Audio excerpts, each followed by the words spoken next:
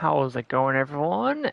It's K-Wolf, and I am finally doing the Genshin event.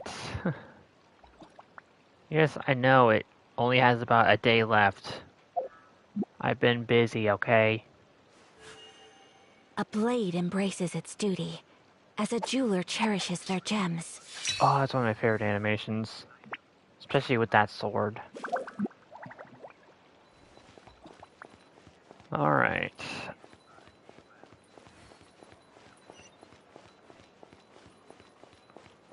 Without further ado, let's do this. Hey, there's a newsstand over there! Want to grab a copy of the Steambird? Sure thing. We know our Fontanian friends love a little drama. There's no way they've let their readers down. Isn't that Charlotte? And standing next to her, surely that can't be Kaniche? Kaniche? And Fontaine? Nah. How about... Lost treasure resurfaces at last. Behold the beauty of the Remurian teacup.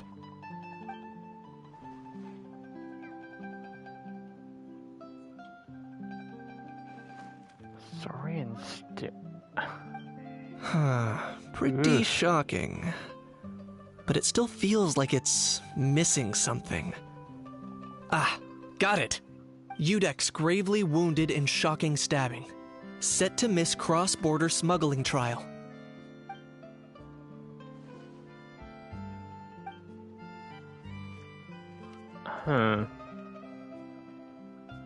Are they just looking for dumb story titles? Huh? What? Did Paimon hear that right? Neuvillette was stabbed and gravely wounded? Paimon, it's Neuvillette. Do you really think anyone could just walk up and stab him? Really? No, surely that can't be right. Can it?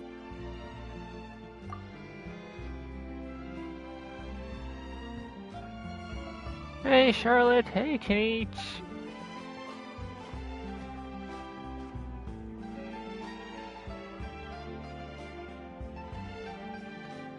Talking about us, so I hope it was good things.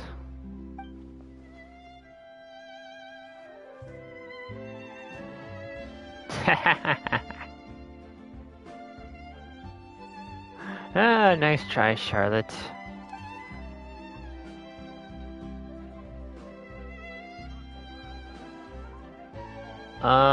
Sorry to say, Charlotte, but it was not just me.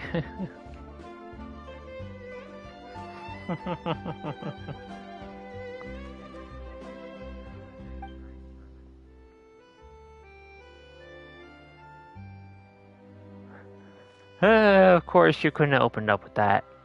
You wouldn't be a great reporter otherwise. Hey there, you two. Journalist, I should say. Fancy running into you here. Yeah, it's a surprise to see you here too, Kaniche. Yeah, that, and also a less than pleasant shock. Oh, come off of it, Paimon. What the heck was all that about a story at meat restaurant and the Udex getting stabbed? Please say you weren't being serious.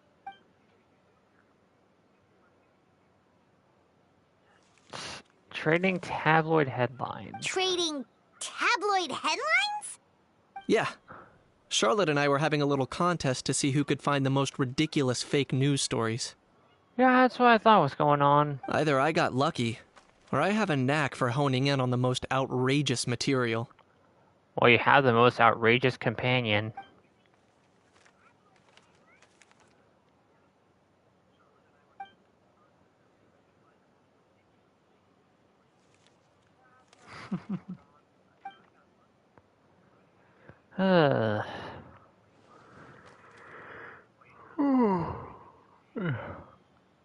Yeah, sad thing is, a lot of magazines will do that.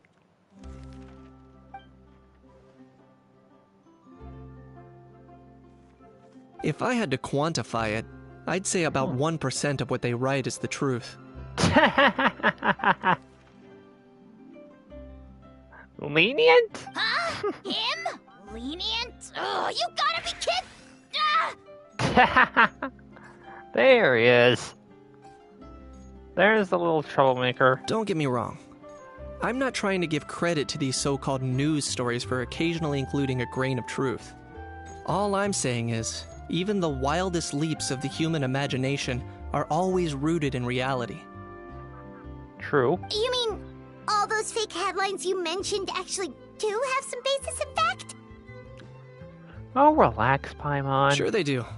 For instance, there was in fact a smuggling trial recently. Considering the amount of speculation surrounding the smuggled goods, it's no wonder there are rumors about restaurants serving saurian meat or teacups being unearthed from ancient ruins.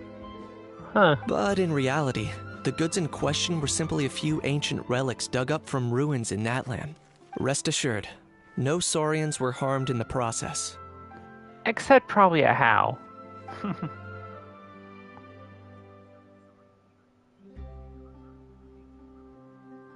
Oh.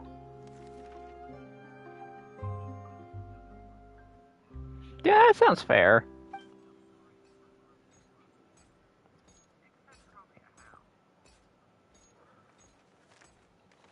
Oh, okay. Paimon was so busy freaking out about those headlines that she totally forgot to ask why you're here in Fontaine, Kanich. Oh, it's all misunderstanding. The world's not gonna end.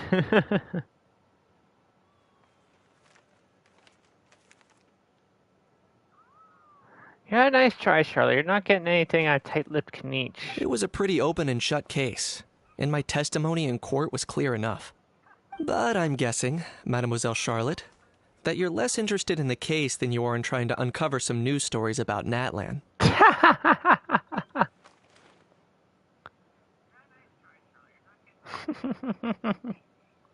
I appreciate your kind invitation, but like I said, storytelling isn't really my forte.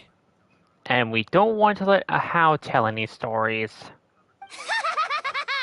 Kanich the speechless! Kanich the tongue-tied! Speak of the annoying little shite. Huh? If you're dead set on doing an interview, why not talk to the Traveler instead? Hey, don't put me into this.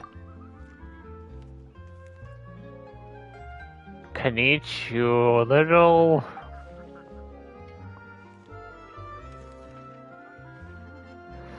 Yeah, I really don't have any option here.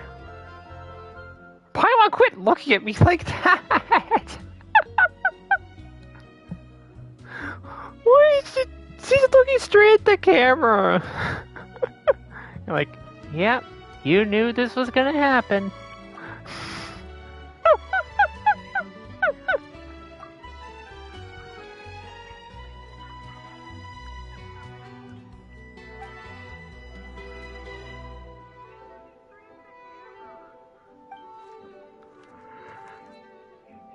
See you later, Charlotte. Charlotte never stops, does she? No, she does not. Anyway, Paimon just has to ask. That how thing that popped out before, or was it a how? It kind of looked like a how, but at the same time... Oh, that thing. That thing. Yeah, that was a how. Huh? What's up with him? Like, he's still noisy, but he's way quieter than before. It's like he's trying to hide or something. Oh. I might know why a how's trying to hide. Could be. Not acclimatizing? Aw, poor almighty Dragon Lord is not feeling well. Too bad he can't come out to argue back. What do you mean? There's nothing physically wrong with him. It actually has to do with a strange law we learned about after arriving in Fontaine. Oh, no. No. Not the first of the month law. Apparently, it's forbidden to release flying objects within Fontaine city limits during the first 3 days of each month.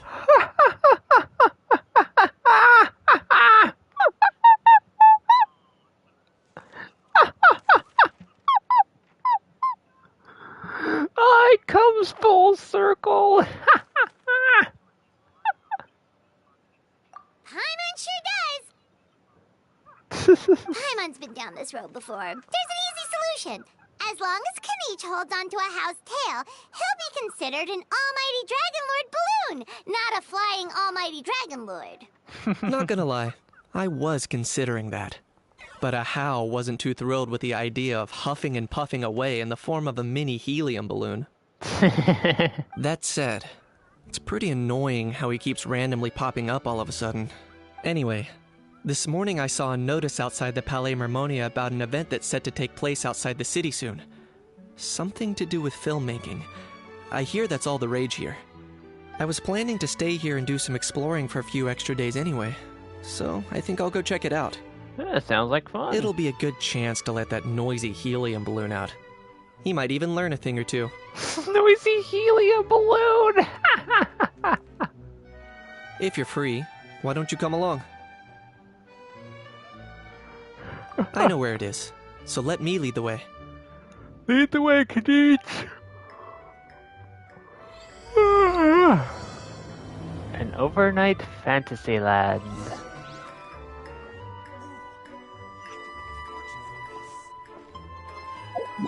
Alright. Gotta go all the way over here.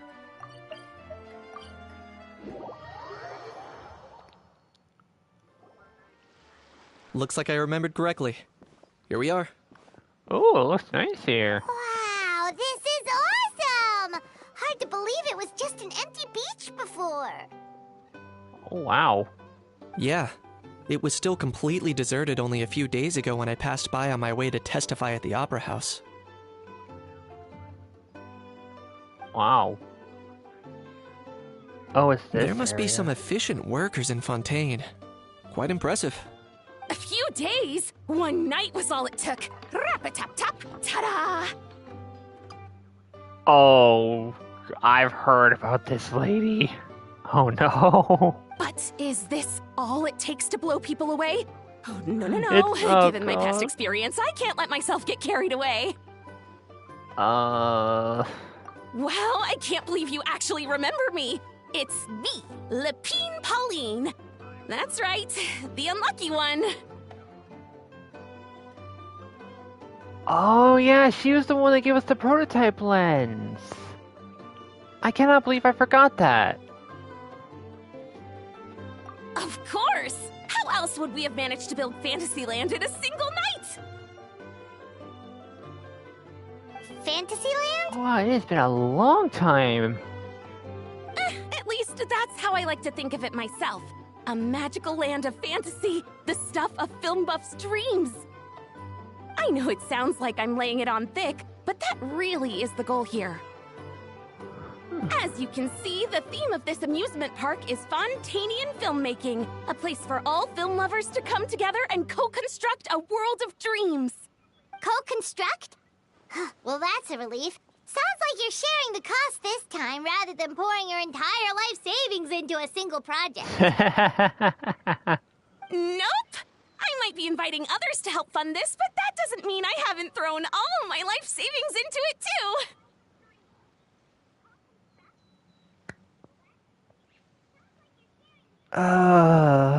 Lady, do you never learn? Huh? You've got to be kidding. Ha! Look at you, puny little humans. Recklessly betting your entire future against some stupid vanity project. If you're expecting even an ounce of sympathy from the almighty Dragon Lord, dream on! Mockery is all you shall get, straight from the heart! Even she's looking at it like, the f are you talking about? Who the fuck is this bitch?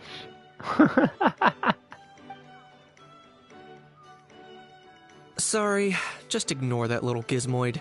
He likes to butt in occasionally. Do go on. Look, Giz, what the f is that word? What the f is a Gizmoid? Who you calling Gizmoid? You're the Gizmoid! Wow! That's quite a nifty mecha you've got yourself there. Is it some sort of smart personal assistant? Mecca? Oh god. You ought to let Miss Charlotte see your cool gadget. Who knows? Maybe you could even look into mass production.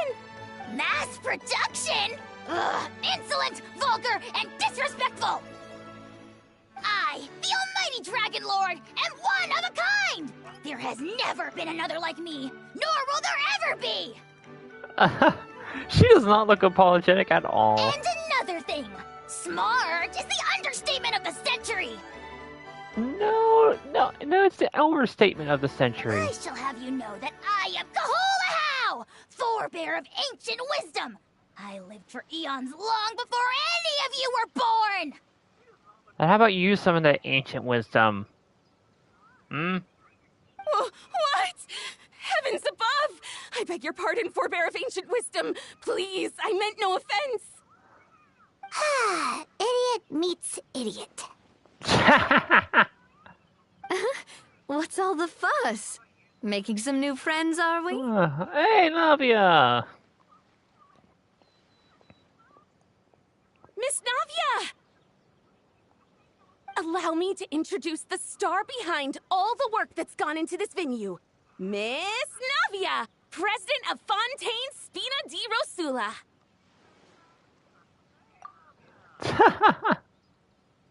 How does she have the sparkling? What? Hello, everyone. Partner, Paimon. How have you been lately? Hello there. I'm Kanich. And the annoying little toad-looking thing is a How. What about me? What about me? My useless servant can't even give me a proper introduction. You think someone yelling their name out in the middle of a public street really needs an introduction? I mean, he's not wrong. He's not wrong. I caught yours just now, in fact. So, you must be the almighty Dragon Lord, Mr. Ahau. It's a pleasure to meet you. Oh, don't call him Mr.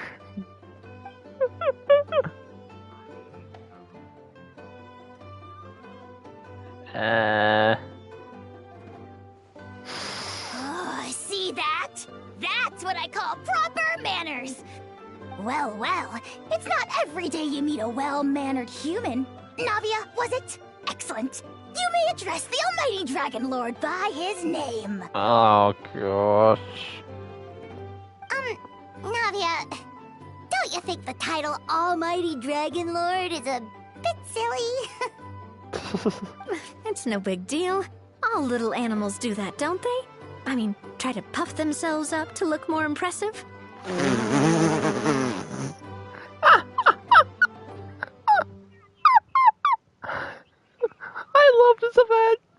I love this event so much. Anyway, it's all thanks to Miss Navia and the Spina di Rosula that Fantasyland's gotten up and running in the space of a single night. Oh, I'm already in tears. I love it. Honestly, thank heavens! After all that paperwork and endless waiting, the event and venue finally got the green light. I couldn't wait a moment longer. The second the approval came through, I reached out to President Navia, hoping she could lend a hand. After all, who else but the Spina di Rosula would indulge such impulsive demands?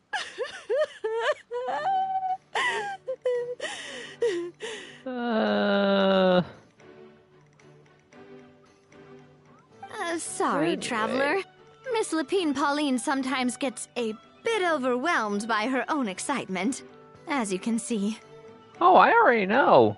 This is the second time she's put all her life savings into a project. She acts like she's from the frickin' academia. I'm guessing she hasn't gone into much detail about the event yet, so let me fill you in. Please do. In short, the Cheval Moran Film Fantasyland is a fan convention that's open to film enthusiasts from all over Teyvat. Miss Lapine Pauline is hosting this event and also providing technical support. Huh? Cheval Moran? That's right. The one and only Surintendant Cheval Moran. After much persistence and many solicitations, I finally obtained Lady Farina's permission to use the image of her close friend. Not only is our adorable mascot drawing in fans by the minute, but she's also boosting her own popularity. I forgot that was her full that name. was always the goal. A win-win arrangement. It's been a while since we last met, but still, it's a surprise to hear Lapine Pauline coming out with such sensible ideas. By the way, Miss Lapine Pauline, have you decided to switch careers and go into film tech? Not exactly. By chance, one of the prototype lenses I developed caught a photographer's eye, and it's now being used for the latest cinematic productions. Congratulations. Thanks to this unexpected opportunity, I've had the chance to invent various film-related equipment and props. That's right. So don't underestimate Miss Lapine Pauline, our resident engineer. She's the technical powerhouse at the core of this entire event. Wow.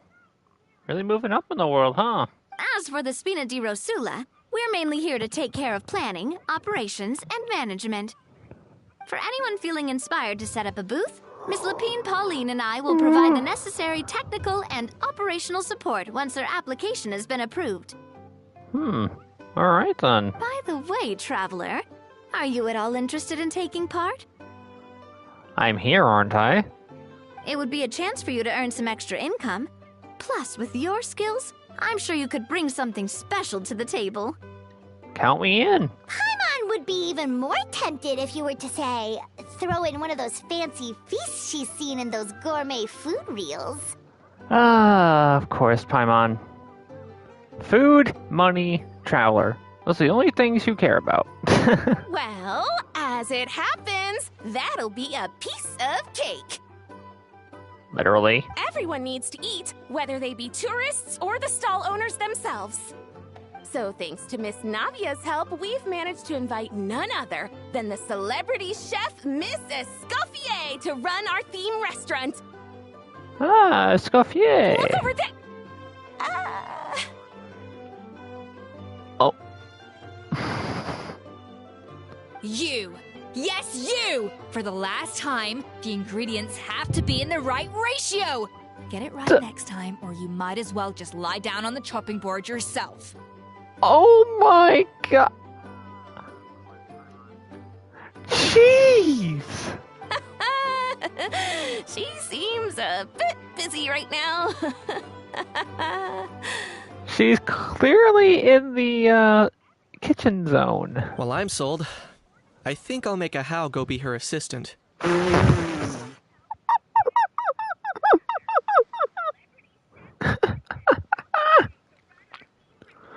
Oh, that's good. You little... what's your game here? Demoiselle, sorry to bother you, but there's an issue over here that requires your personal attention. Apologies. Looks like it's back to work with me. Please feel free to take a gander at what we've got. Anyway, if you're interested in taking part, come find me later. Will do.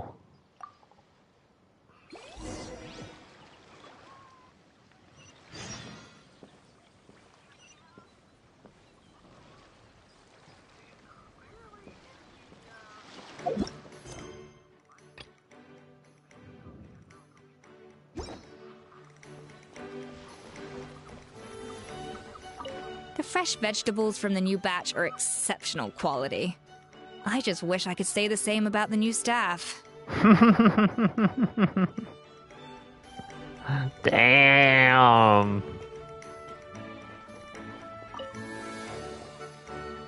Greetings. Apologies if you overheard my harsh words just now, but I assure you it is entirely necessary. The sheer lack of standards here will be the death of me. Do you have any idea of the kind of customers I'm gonna get with how lax things are at the moment? The ones that leave their guns behind by accident, and then come back to collect them later bringing ammunition with them. Yeah, that's the kind of customer you wouldn't forget in a hurry. Oh. Oh boy. Wait, has that happened before? No, it's just the mention of guns reminded me. Someone someone did actually leave their gun nearby. Huh? Just before we started setting up, as we were cleaning up the site, someone stumbled upon a mysterious locked box. It didn't look like something from Fontaine, though. It had more of a Natlanese vibe. Who do we know from Natlan who uses a gun? Oh? Do you think a foreign tourist might have left it behind? That's what I assumed at first. But the box was buried beneath a pile of wooden planks, rocks, and whatnot, so it seemed like someone deliberately hid it there. But I didn't see much point in speculating, so the best thing I could think of was to hand it over to the authorities. I trekked all the way over to the Palais Mermonia just to hand it in. Ugh, it was exhausting. What did the authorities make of it? Oh, they made a mountain out of a molehill, as usual. Oh boy. Before even addressing the question of what was actually inside the box, they had several heated discussions about whose responsibility it was to write the lost and found notice. Thankfully, the ever-reliable Officer Sedine stepped up and immediately called in the Marechaussee Phantom to crack the lock and check if there were any dangerous items inside. And, as it turned out, there was a gun. Wow, that's a dangerous item, all right. Yep. Mind if I ask what kind of gun it was? Oh yeah, Mr. Kanich, you're from Natlan, aren't you? Do you know a lot about guns? You could say it comes with the job. I have an interest in weaponry and the like. Sounds about right. Ugh, such a spoiled brat. What, are the toys I gave you not good enough for you anymore?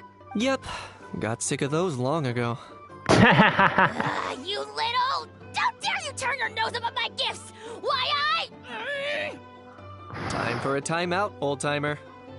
Old-timer? Sorry, where were we? Oh yeah, do you recall what the gun looked like? It's a bit hard to describe. If you ask me, it didn't even really look like a gun. Give me a second. I'll knock out a quick sketch. All right.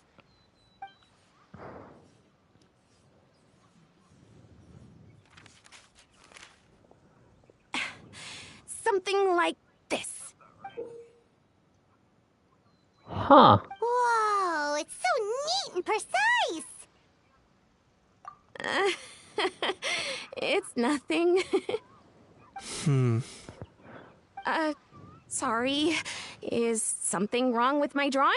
I don't think that's the problem. I know it doesn't really look like a gun, but I assure you, this is exactly what it looked like. And it certainly could shoot as well, too. I confirmed that with the officer from the Marechaussee Phantom. No, quite the opposite. The features are very accurate, and it is definitely from Natlan. Please, don't mind me. I'm just taking a moment to admire it.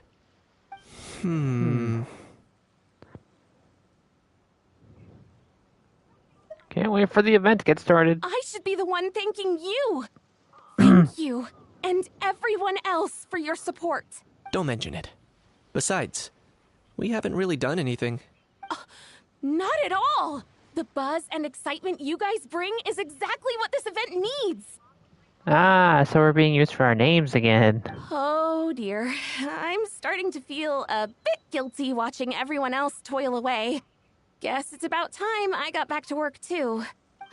But just before I go, one last thing. Traveler, it's wonderful to see you. Here's to a successful collaboration. Here's to your success. Alright, can you spill?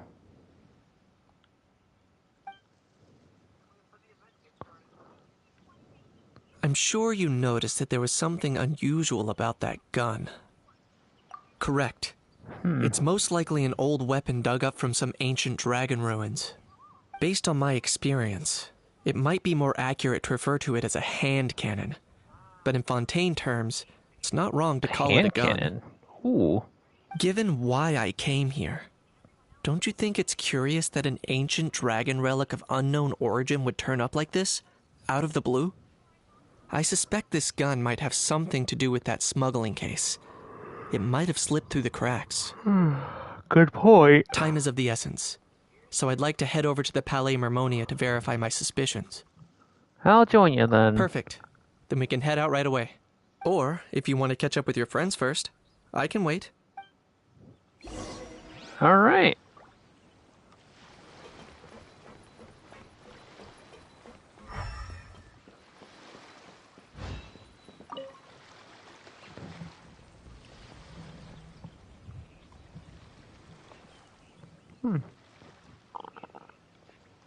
Traveler, it's you!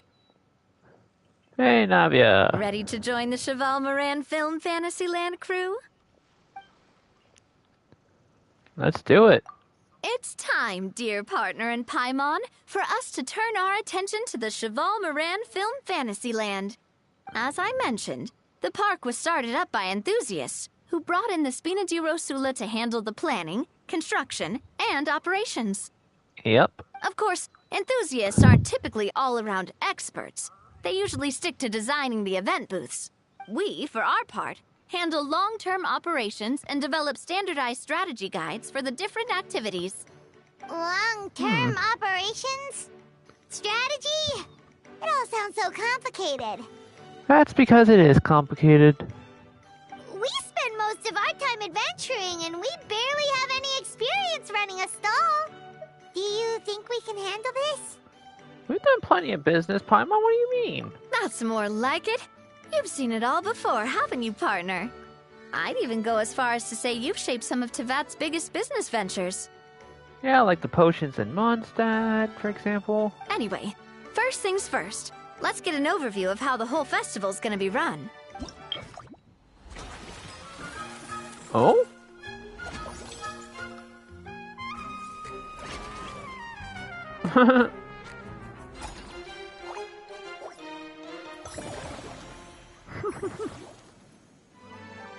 As you can see, our Fantasyland's a bit like a sugar-free macaron right now.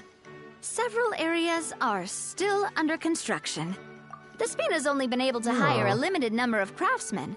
Besides, we don't have enough experience to handle multiple projects simultaneously. That's why I chose to adopt a time slot-based planning method, so we can focus on specific tasks during each designated period. Upgrading facilities, expanding the venue, hiring staff. All of this requires funds and time slots to accomplish. So, it's our job to allocate precious time slots in each business cycle to the most worthwhile tasks. Gotcha. As we attract more guests and earn money to add to our funds, we'll also be able to work more efficiently, which will allow us to divide each cycle into finer time slots, which will let us get more done. So we'll be limited in the decisions we can make and tasks we can focus on within each time period. This reminds me of the Honkai Star Rail event they did not too long ago. Like the little business thing. Which means we have to use our limited actions and Mora to earn even more Mora. Kinda like playing chess or cards then. Cooking up a strategy in advance is gonna be key. Paimon thinks she just about gets it. How do you feel about it, Traveler? Oh, we'll learn on the job. Yep, come on, we can do this. You mentioned standardized strategy guides just now. Does that mean there are non-standard ways to take part too? Of course. Film and entertainment mean different things to different people. And there's gonna be a wide range of exciting activities for people to try out. Yeah, those do mean two different things for a lot of people, honestly. If we're not careful, some visitors might wander off and end up getting in trouble. Oh boy. And others might pick up dangerous props by mistake. To avoid confusion, we need to create a standardized strategy guide for each activity. Just think of it like a walkthrough.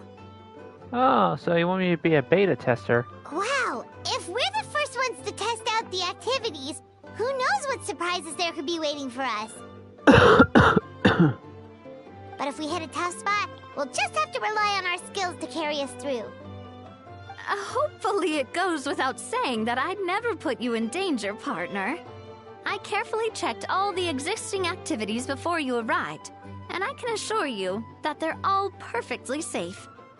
Danger is my middle name. I also wanted you to experience the activities before anyone else gets to. It'll be fun. Plus, we'd like to hear your thoughts and suggestions. Oh, those are two things Navia is best at. Making people feel safe and having fun.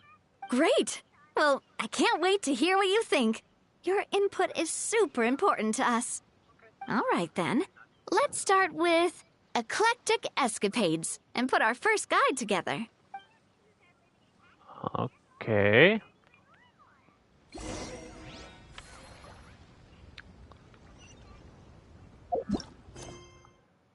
Alright. For now, let's continue with the main story.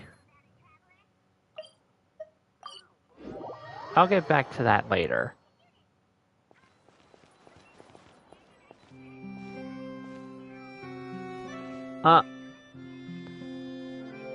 Well, look who it is. Oh, man. Bro! Oh god, Aoife's got him saying it now. Are you mimicking me? Now's not the time. Come on. No, I mean, one of our buddies is here, for real. Quite a few of them, actually. Aurora and Aoife, what brings you to Fontaine? Huh? How come you're... Ah, I'm guessing Kanich is here because of that international smuggling case, right? I've heard quite a bit about that. Word sure gets around quickly, huh? First time abroad and you're already making headlines. That's Kanich. Oh, stop it. It's not like I was the center of attention. Wasn't expecting to see the Traveler and Paimon here too, though. Of course, we're everywhere, don't you know? Come on, Aoife. Huh? A traveler, by definition, is someone who travels around. Fair point. Anyway, back on topic. Wait a second. I lost my train of thought. What were we talking about again? Why, you're all here, of course. For vegetables. Fork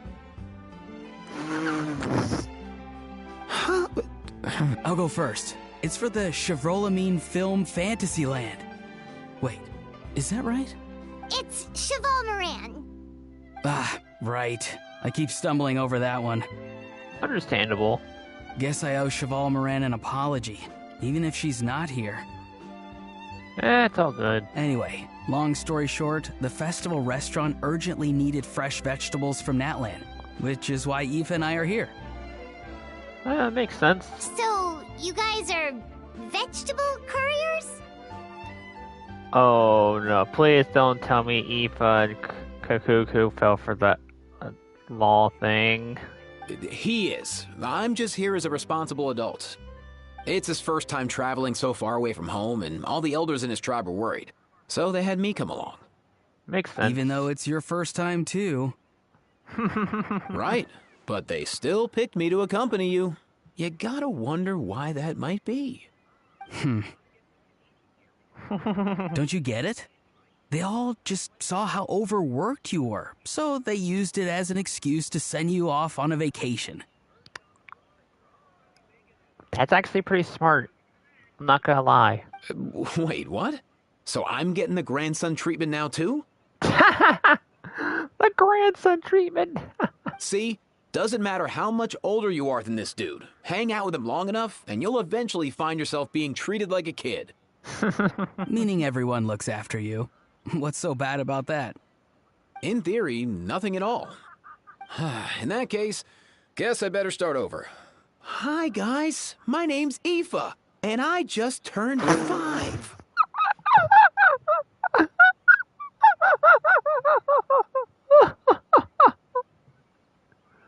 Oh, man. Paimon's not sure who the responsible adult is anymore. We're the responsible adults. Well, I guess I am. So, what about Kakuku? If he was here, we'd be making more of a ruckus than we already are. That's exactly what's got me worried. Aoife, there's nothing to worry about. You're a big boy. You can handle yourself now even without Kakuku. You think that's what I'm worried about? Anyway, my priority right now is Kakuku. Suffice it to say, Kakuku's in big doo-doo. How so? He's so small, and all he knows are a few harmless phrases. What kind of trouble could he even get himself into? The same kind that Hal is getting into? Let me guess. Did he get caught out by the law on flying objects? Oh my gosh, I can't believe they came full circle with that mole. Bro, you too? Not me. How? Oh, that pesky little chatterbox. Pesky little chat. I mean, he's not wrong. He's not wrong, is he? So that's why he hasn't interrupted us this whole time. Guess he's too scared to show his face. That, plus he's already spouted enough nonsense for one day. So I've put him on mute until tomorrow. Nice one. If I was even half as decisive as you are, I would have kept a closer hold on Kakuku so he didn't get a chance to go flying off. That's what happens with flying objects, bro. Oh no, bro. Or rather, did Kakuku get caught by the guards for flying around? If they had managed that, we'd at least be able to track him down. Oh. But when the guards started chasing him, Kakuku flew into that building next door. I wouldn't be surprised if there was a high-stakes pursuit going down in there as we speak. Just like one of those cool crime movies. Which building? That one? Yep, that's boy. the one. Kakuku sure has a good eye for a getaway. It's the tallest building around. I may be able to fly up pretty high, but checking every last window would still take quite a while. As for Aoife, well, let's just say he's not flying anywhere without a Saurian. Sorry about that. Not like it's my fault, though. You don't have to apologize on my behalf. Wait a sec. What's this got to do with how high you can fly? Kakuku's got himself into a real mess here, like a panicked animal running straight into a trap. It's pretty worrying. I'm starting to picture him flapping through a barrage of gunfire while important documents are flying about left, right, and center. Paimon, you're not making this any better. Heck yeah! If anyone can pull it off, it's Kakuku. He's always been such an awesome Saurus. I believe in him. Awesome Saurus. Okay. So we're just making up words now?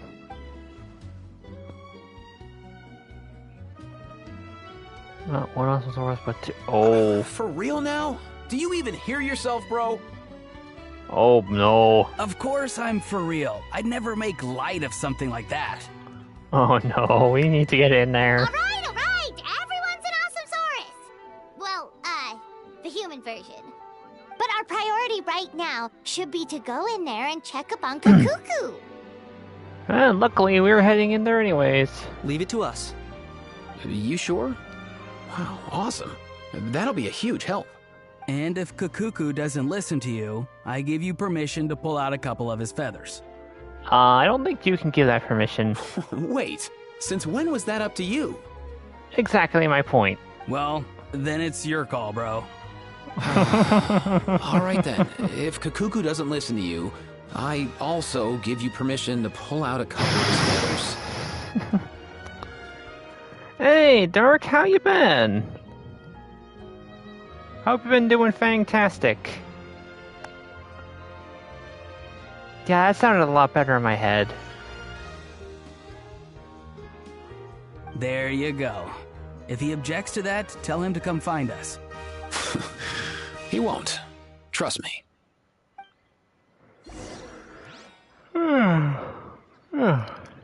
Glad you've been doing good, Dark. Back when we first met Kakuku in the wild and I begged you to take him under your wing, I never imagined you'd end up spoiling him rotten. And I never imagined you'd be nagging me about it. Oh, well, I definitely saw that coming. Huh? You're only 5 years old after all. I've been doing alright. Aside from being, a lot more tired than usual, but Been doing alright. That's mostly because of IRL stuff that's been going on.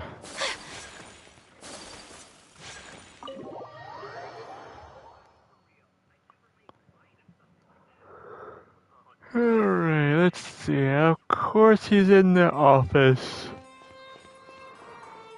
Nothing new there. The first few days of every month are always noisy. What's all that commotion? Are they arguing in there?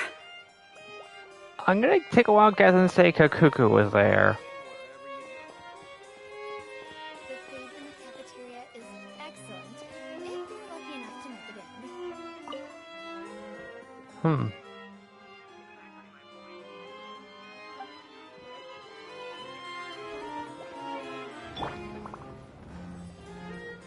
Oh, they're both here.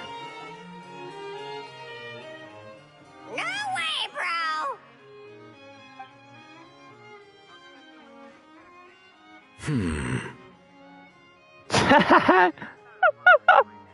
Even Nivelette's getting a headache.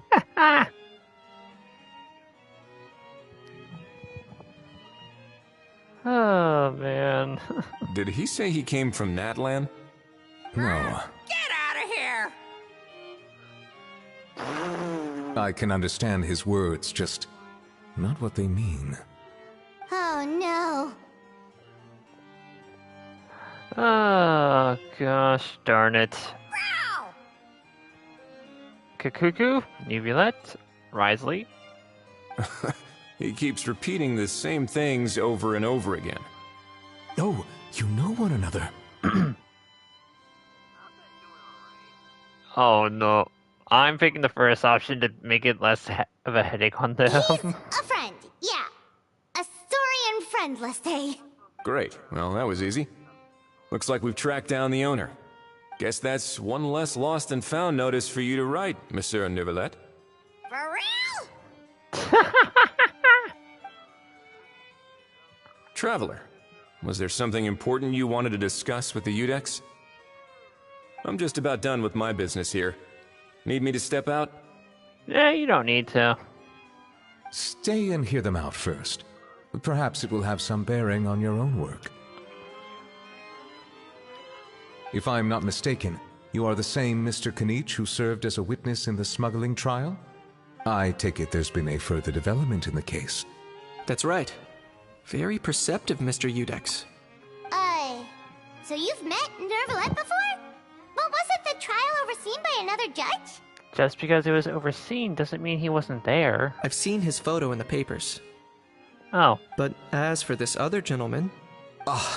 Allow me to introduce you to Mr. Risley, administrator of the Fortress of Meripede.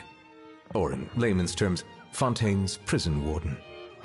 Please, feel free to share anything about the case. There's no need to keep anything from him. Pleasure to meet you.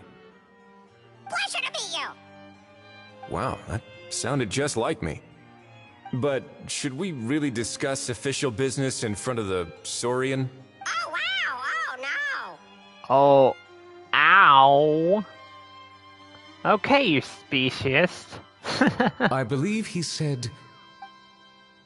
Or rather, I suppose he meant that he'll keep this to himself. Though I should mention, Mr. Kukuku, that we will have to ask you to sign a confidentiality agreement. Sure thing, bro! He's happy now. Awesome sort. Get out of here, traveler. Get out of here now. Get out. Let us return to the matter at hand. Mr. Kanich, was there something else you wanted to discuss relating to the case? Yes. Let me fill you in. Wow!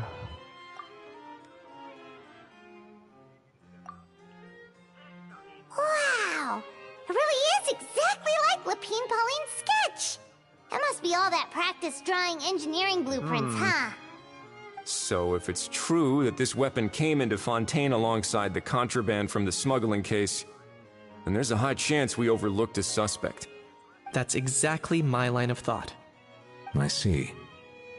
Mr. Kanich, thank you for reporting this promptly. I'll arrange for the Marechaussee Phantom to investigate right away. We should begin by questioning the prisoners in custody. Wrightsley. I'll sign off on the interrogation request. Don't you worry. That would be much appreciated. It's lucky that the Palais Mermonia wasn't scheduled to release any public bulletins today, and that this Guns Lost and Found notice hasn't been written up yet. In other words, the news hasn't leaked. I'll be staying in Fontaine for the time being. If there's any progress in the investigation or you need my help, feel free to reach out anytime. Same goes for me. Yep, we were just about to go help out with Lapine Pauline's convention. If there's any news, we'll keep you all posted. Marvelous. Thank you all. Well then, all that's left is to... You miss me, bro? He really does come out with the most unexpected things. Who did he learn it all from? A couple of bros from that one. Huh. Well, it's pretty extraordinary. Anyway, according to due process, we must first determine whether Mr. Kakuku qualifies as a flying object. And, following on from our conversation just now, he also needs to sign a confidentiality agreement. How is the Saurian gonna sign the agreement? Drafting said agreement may take some time. Looks like you'll be staying with us for a while then, Kakuku. Excited?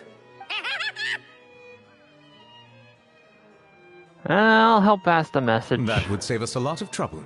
Many thanks. All right then, we'd better get going. No need to see us off. There's no need to thank me, Nuvulet. You could thank me by carrying me in the spiral abyss. Floor 11's gonna be hectic. Go to the defense part. I know you mentioned a while back that people from Natland would soon start showing up all over the world. But I hadn't expected anything like this. It seems no matter where they come from, all dragons are inquisitive by nature. You can say that again, bro! The same might well be said for humankind. The real reason you chose to stay to investigate this case was your curiosity about Natlan and Mr. Kakuku, was it not? Guilty as charged. Nothing gets past you. So, how about we take this opportunity to chat a little more? We've got the world's best translator on hand, after all. Sure thing, bro!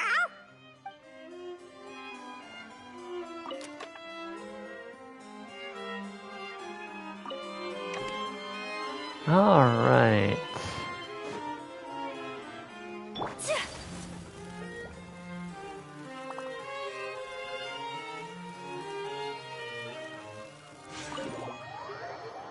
Ay.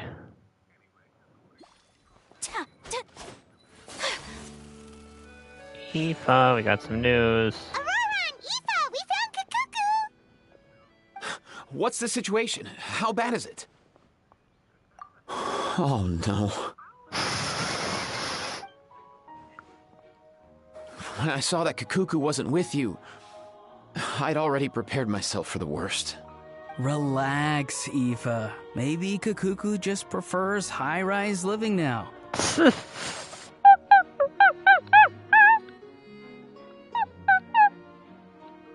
Oh, gosh. These two are one heck of a duo. Sometimes you just have to let the kids grow up and make their own choices in life. For real now? Do you even hear yourself, bro? It's not that bad. Kakuku's fine. Still very much alive and kicking for starters. He hasn't been arrested either, so no jail time. You can have a very interesting chat. See? You're not exactly reassuring me here. As for the bad news, well, it's really not that bad. He's just gotta stay for a while. Kakuku accidentally overheard some top secret stuff, so he has to stay at the Palais Mermonia for a while to sign a confidentiality agreement. But there's no need to worry. The person in charge of looking after Kakuku is super nice, so he'll be absolutely fine. Yeah, you just gotta wait a little while longer. All right. That doesn't sound too bad after all. Wow, hearing that's put my mind to rest. But based on my understanding of how things work here, the ban on flying objects should be over by the time Kakuku actually gets out. Which means a How will be coming out more often. What a shame. Oh well, I guess we'll just have to go have some fun without him. You don't look disappointed in the slightest. Anyway, Auroron and I will be staying in guest rooms upstairs at the Hotel de Boer for the time being. Feel free to drop by if you need us. Alright, bro. Yay! Problem solved! Alright, let's catch up another day. Act 1. Complete.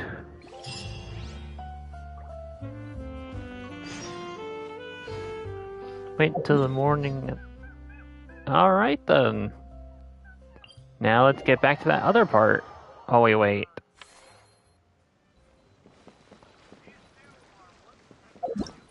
Oh yeah, I gotta talk to Navia here.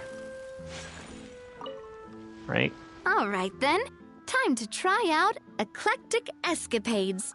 I'll leave the strategy guide to you guys. Alright. Unlock facility.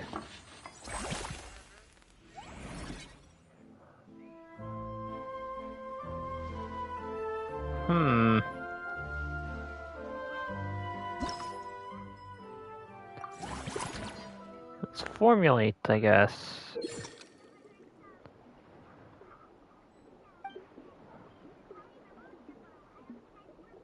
Alright. Luckily I got Uvula to help out with his passive.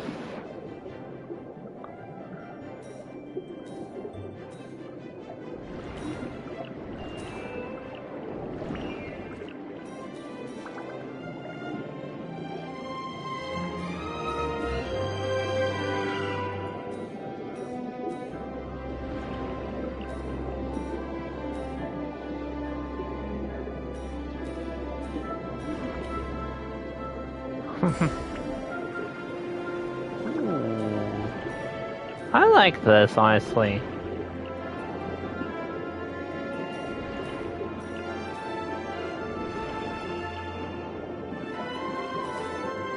Haha.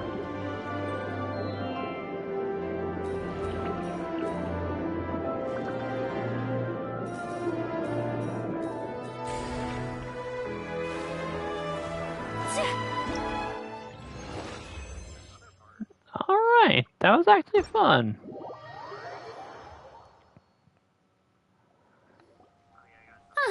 Both of you seem even more excited than before.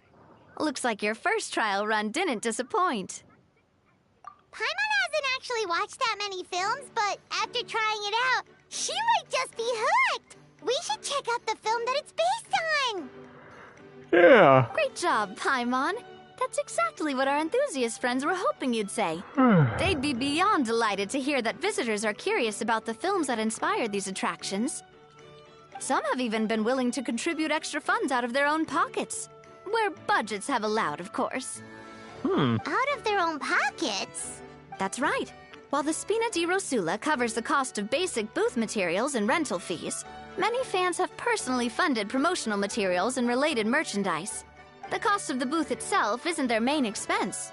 Some of them have already started designing spin-off products inspired by film characters. Oh, wow. Take our official mascot, Sir Intendant Chevalmoran, for instance. She won second place in the last most popular character poll for the comic film category, and was even dubbed the pinnacle of round, bouncy cuteness. Round, bouncy cuteness. Many people have expressed interest in designing cushions based on her image, using the highest quality fabrics and hiring the most skilled artisans to mass produce them. These cushions will officially go on sale at the next convention alongside lots of similar products. Sounds irresistible, right?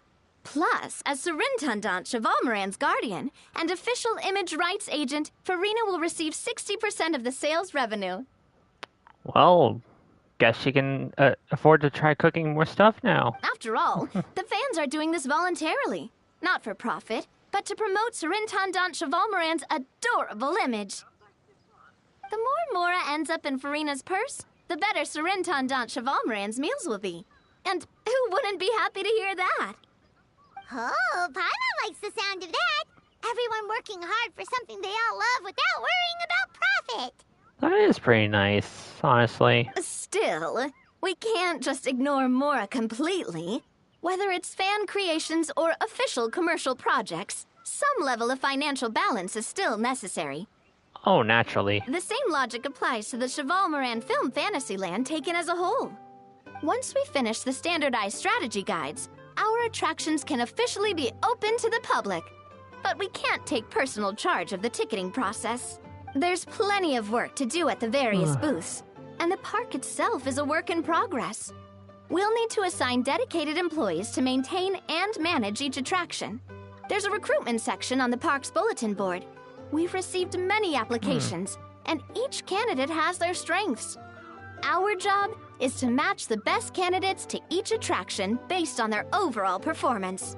Gotcha. Once assigned, the staff will keep the attractions running, ensuring a continuous revenue stream. Wait, so we've suddenly gone from being playtesters to heads of human resources? That's definitely a first for us. I'm gonna make an awesome boss. Just don't hold everyone up to your own standards, okay? You can't expect everyone else to be as capable as you. Fair. Alright, time to review some resumes. Fingers crossed we'll get some exceptional candidates. Alright. Gotta go over here.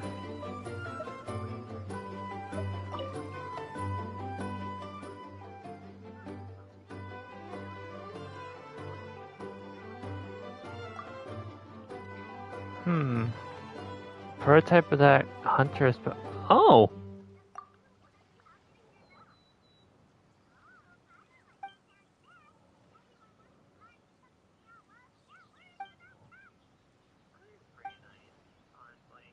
Mechanically enhanced warriors. Oh.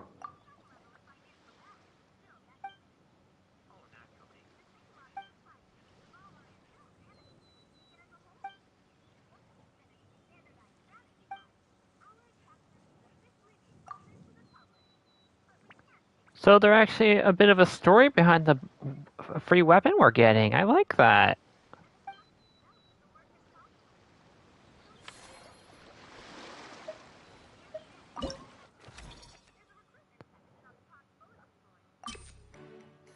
Recruit. Okay, so it's like the museum for Honkai Star Rail. On Gorilla 6. Looks like this particular employee is really getting into their role. Gotta hire the right person for the job. You're both doing great. You sound more like bosses than I do. In any case, with this, the Chevalmoran Film Fantasyland is now officially open. Running a theme park is a long-term project. You won't make much if you try and rush it. True. We're just about done with our current work setup, so let's take a short break and wait for this cycle's revenue report to come in. Roger that. Alright, end the current cycle.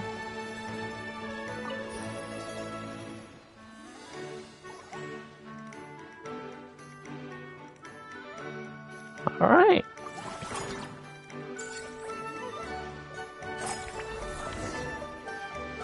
Well, the numbers might not look that impressive, but given that we're just getting the ball rolling, I'd say that wasn't a bad start.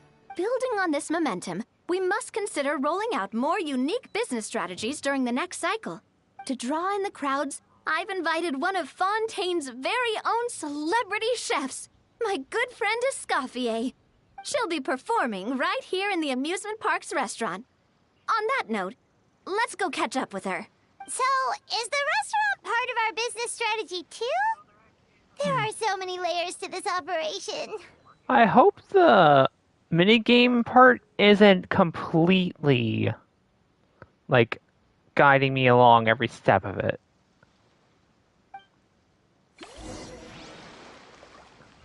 Because I'd like being able to have a little bit of freedom with these kinds of things. Huh? Kanish! And a how? It's all your fault! All your fault! Your fault, your fault, your fault! Stop yelling and get to the point. If you hadn't kept me locked away, I could have asked that judge to step in for me! Ask that judge to, He'd have backed me up for sure, and then we'd have kicked your sorry little butt! Oh, he's talking about a new Violette. Yeah, that tells me he wouldn't have joined you. For real now? Did you even hear yourself? You'd better focus on outsmarting Kakuku first. Damn!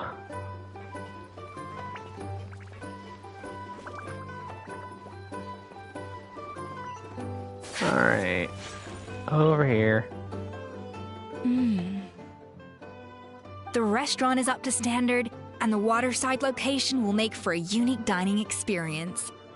The beautiful scenic reflections in the water create a stunning backdrop, lifting diners' spirits and allowing them to truly savor their meals. Ingredients, check. Cooking utensils, check. Looks like we're ready to rumble. Hey there, Escoffier! Oh, Hey my there. employers are here. The president of the Spina di Rasula, plus the famous traveler and Paimon. I must say, you seem a bit overqualified to be running a film-themed amusement park. I'd say that if anyone here was overqualified, it would be the former head chef of the Hotel de Boer. Wherever you walk, the aroma of fine cuisine follows in your wake. She's not wrong. Let's get back to business. Oh, what's wrong? Can't handle some flattery? I'm guessing you want the traveler to help me decide the theme dish for each cycle, right? Theme dish. This is the business strategy I mentioned earlier. Using Escoffier's top-tier dishes to attract more visitors to the park. Oh boy, this is gonna be complicated. But this isn't just about attracting visitors. Her culinary masterpieces will surely have other surprising effects. Just imagine, Paimon, if all you needed was a single ticket to enjoy all the attractions and taste all the legendary food. Wouldn't you be tempted? That smug smirk on her face.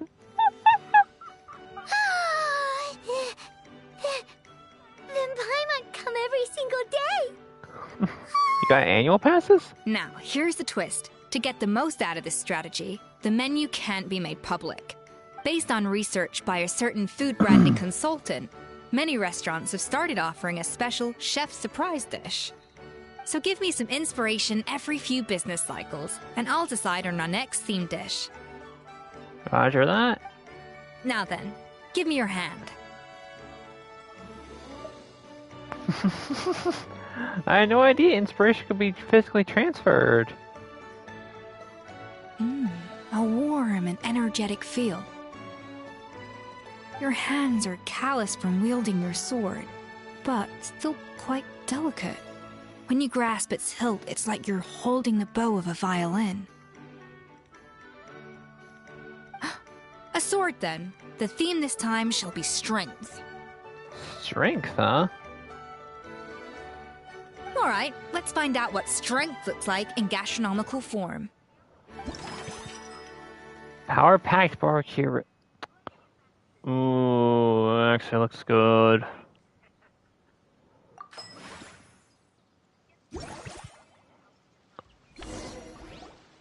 I've refined the sauce for these barbecue ribs. It's a richer flavor than the classic version, but not at all greasy. The mint extract in the seasoning leaves a refreshing aftertaste, perfect for indulging yourself after a fun-filled day. But if you ask me, I'd say the artisans need these more than the guests. The True. artisans? As I'm sure you've noticed, this park isn't quite finished. A serving of these barbecue ribs should help the artisans replenish their strength much more quickly. True, because the workers need a lot more sometimes with how hard they work on these events. As their bosses, you have an obligation to provide meals for them. So why not invite them to dine here? Who knows? The morale boost might even improve their productivity. Oh? If I recall correctly, you once served up some special fish and chips for the porters over at the Fleuve Centre. For several days after, the workers were all incredibly efficient. They'd finish 8 hours of work in just 5. And then, because they clocked out early, they'd come back completely refreshed the next day. Then there's no time to lose. Go invite the artisans over while these ribs are still hot. I'll prepare some side dishes and desserts too. That's a great idea! You really live up to your reputation, Escoffier! Yeah, Paimon's got a point. Looks like these themed dishes are gonna make a huge difference after all. We'll have to make sure we check in with you regularly. The artisans are pumped and ready to roll thanks to that themed dish. And perfect timing, too. Let's take this chance to take the facilities of our eclectic escapades to the next level. Upgrade. Yes. We should be able to attract more customers by upgrading the stall, don't you think? That's right. Based on my business experience with the Spina di Rosula, I've quantified the service value to help you intuitively understand how satisfied customers are with each stall. An attraction will reach its ideal revenue only when its service value meets customer expectations. As we improve and expand our facilities, expectations will also increase accordingly. When that happens, we can deploy more capable employees or invest funds in training to enhance our employees' skills. Train staff. Whew.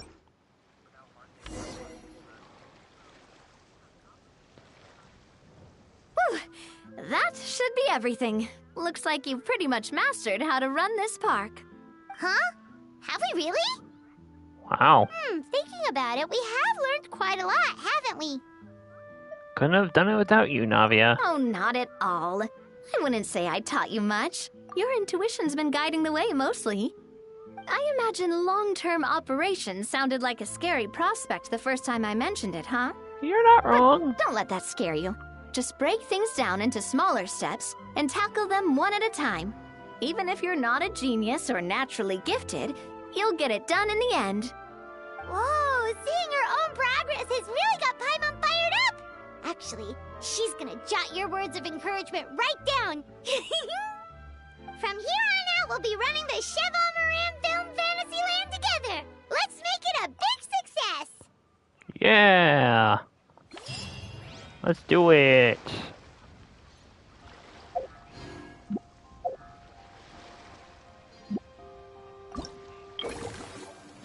Alright. Create the quests. Oh? Oh. Alright.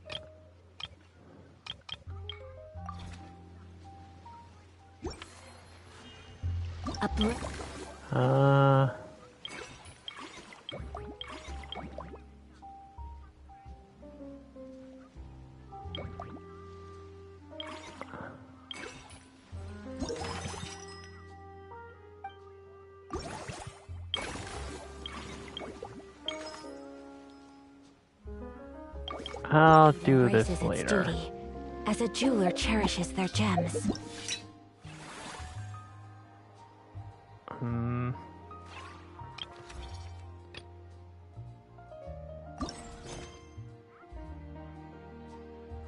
Eight to 10. Alright, I got 8 wishes saved up for the Inazuma banner. Wait.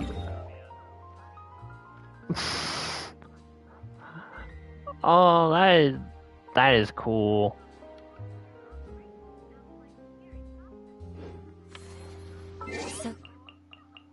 This is a day.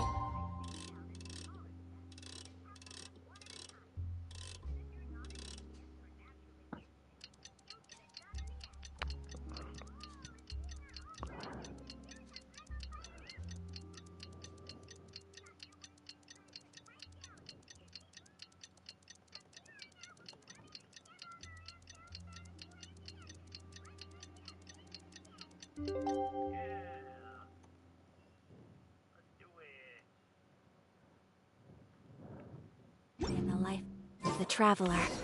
It's been a few days. Ban on flying objects should be over by now. Let's head over to the Palais Mermonia to see how Kakuku's doing.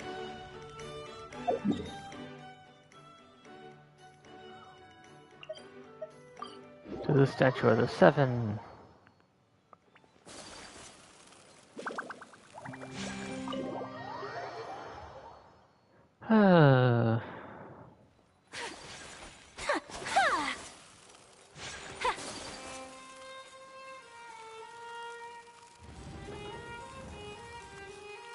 Hey, we're here. Hey everyone, we're here! Oh hey, my little dudes! Good morning!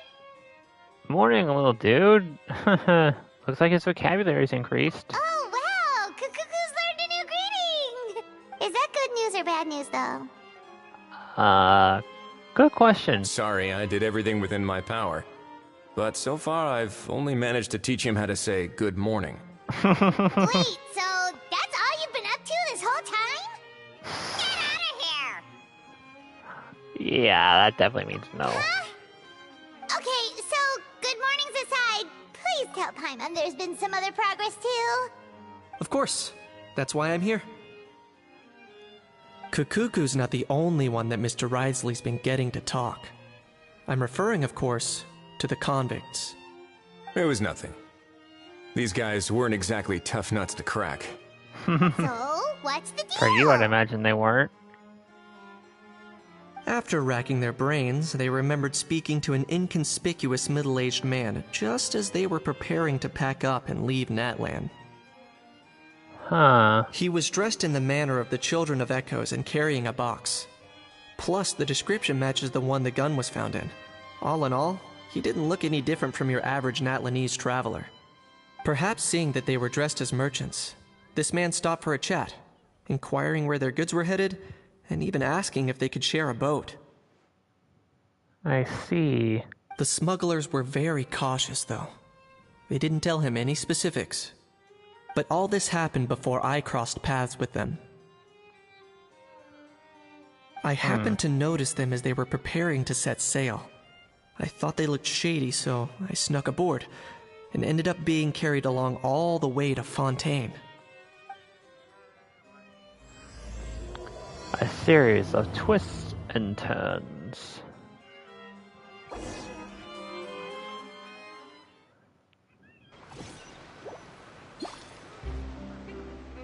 Boss, do we know if those Fontainians will even like this stuff?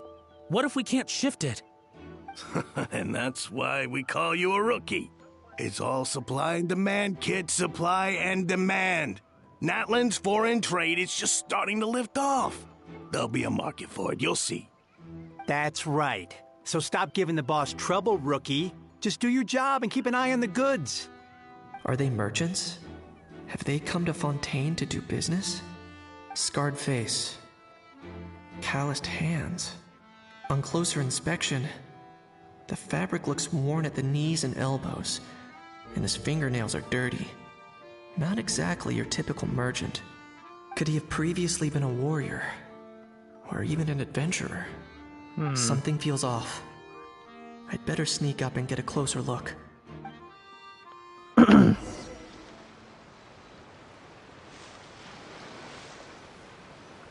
Nice thinking, boss. This tourist tub's been fast-going and smooth sailing. Plus, no one's been asking us what we're up to. That goes without saying. Big cargo ship would have been too slow, whereas the smaller ones would have been faster but way too bumpy. If we ended up damaging the goods by accident, all these months spent grafting away would have gone up in smoke. Seriously? But But there's hardly anything here. Would it really have taken them months to prepare? And why would they need to transport it with such care? Yeah. Could they be secretly smuggling precious items out of Natlan? I'll need to find a way to get to the bottom of this.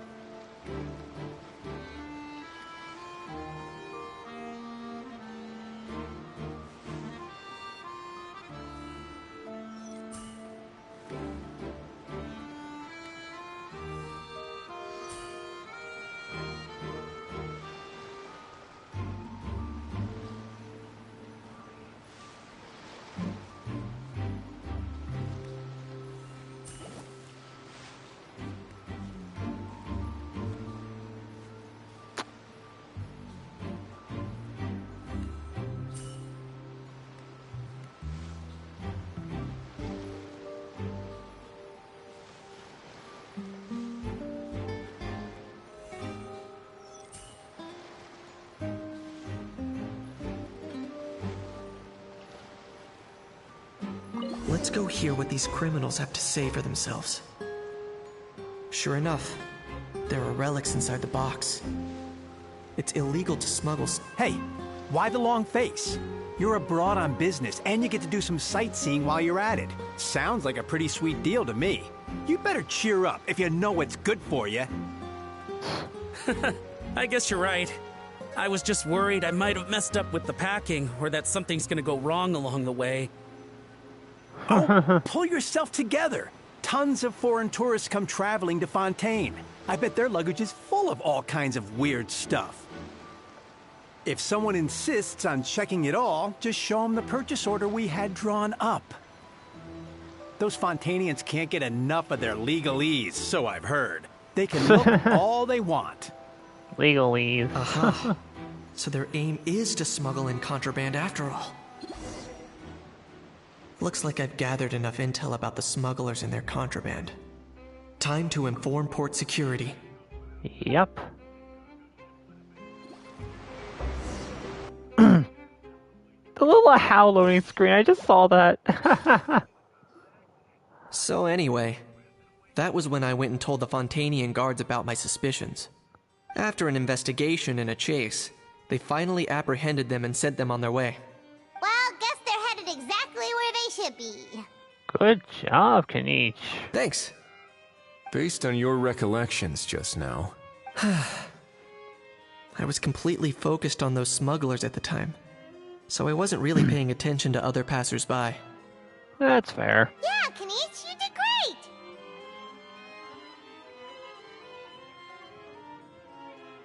In other words, the person who brought the gun here, the one who lost it, has no connection to the smugglers whatsoever. They were working entirely on their own. Oh dear, oh dear! Sounds like Mr. Kakuku wants to chime in? He said this elusive individual's actions are positively mystifying. It's a good observation, I quite agree. However, we still know next to nothing about the person. Perhaps we should start by focusing on the lost item itself.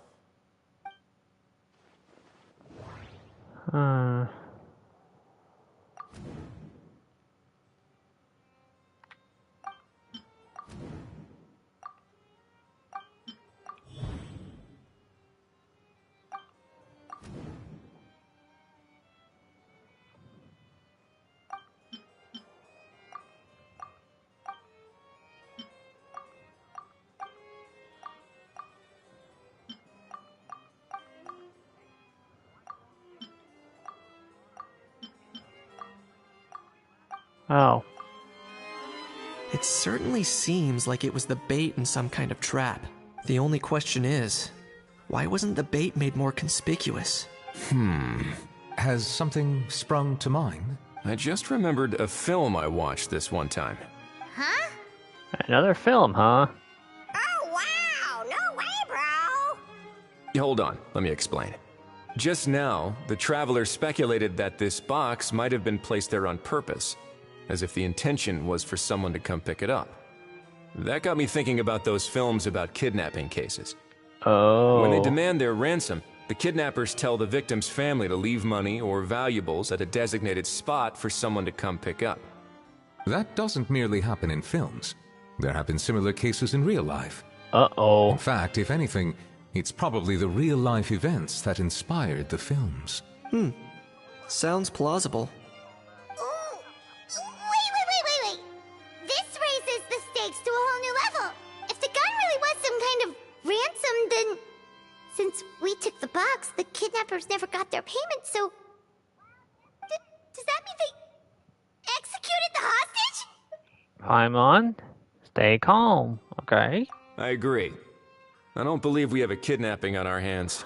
Selling off stolen goods is extra work that most kidnappers would want to avoid. Unless they're after something very specific, they tend to just ask for cash. Could we be dealing with a kidnapper who's dead set on getting their hands on an ancient dragon handgun? It's not impossible, but the likelihood is very slim. We can discount that possibility for now. And speaking of selling stolen goods, don't you think this looks more like a transaction?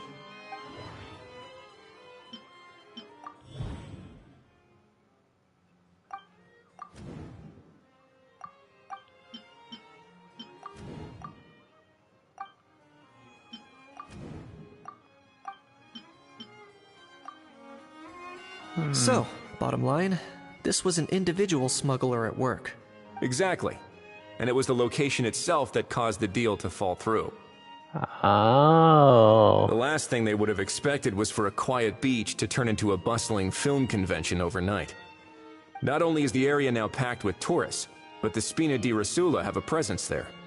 I'll bet that both parties were completely caught off guard. Ooh, let's go. That sounds like a plausible theory, but how do we verify it? Looks like your people better start rolling up their sleeves. How so? Easy. Just follow the usual procedure by putting up a lost and found notice. The more routine we make it seem, the more likely the suspect will come forward to claim it. Even if they send a proxy, we're liable to get our hands on new leads. And timing-wise, it's about time we updated the bulletin board anyway. All we need now is a lucky gestionnaire to write up the notice for us post-haste. And that's gonna take forever. So that's what you meant by rolling up their sleeves. In that case, I may as well write it myself. Good point. Delegating this to someone else would require an additional explanation. Or are you just not used to asking others to work overtime? Is that really a major concern here? Most likely. Well, looks like I won't be needed around here. At least until the notice has been posted. You could always wait here if you like. The Palais Mermonia serves a particularly fine cup of tea if that swings it for you. Thanks, but no thanks.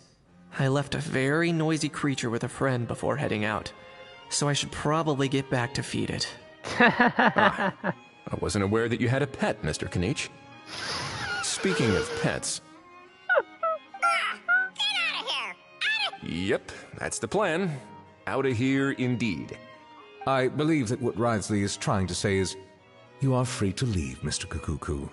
Furthermore, it has been determined that Mr. Kukuku should not, in fact, be classified as a flying object. As such, he shall be free to move around Fontaine whenever he so pleases. You're the best, bro! Oh, that really is good news! Travelers, should we bring Kukuku back to Aoife and Auroran? Oh, definitely. I shall leave him in your capable hands. Let's keep in touch, Nuvulet. Indeed.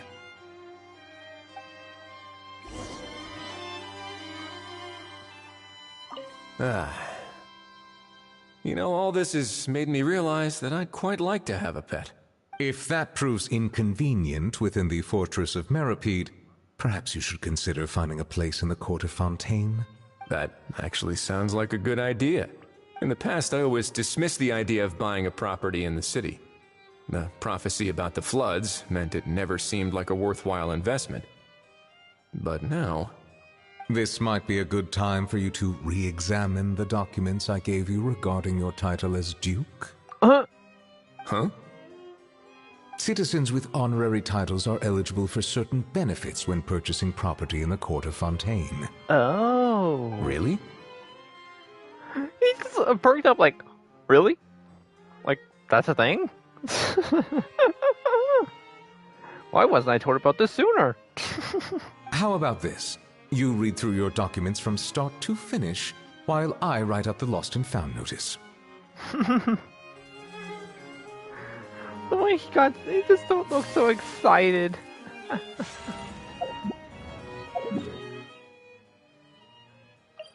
To the Hotel de Bord.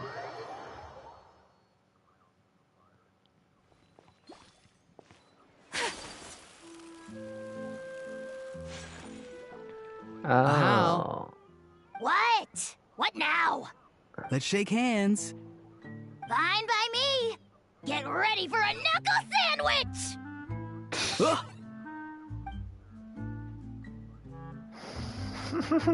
Oh, nice dodge. Paimon feels strangely inclined to keep a safe distance.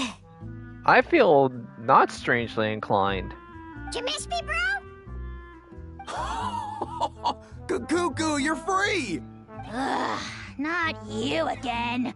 Nope, didn't miss you in the slightest. Hey, Gramps. And hey, Paimon and Kanich. It's good to see you all. Thanks for bringing Kukuku back. There's no sweat, bro. Get it away! Get it away from me! Nice to meet you, bro. Who are you calling bro? Say that again to my face! I dare you. If you've got the energy to argue this much, you're clearly not hungry yet.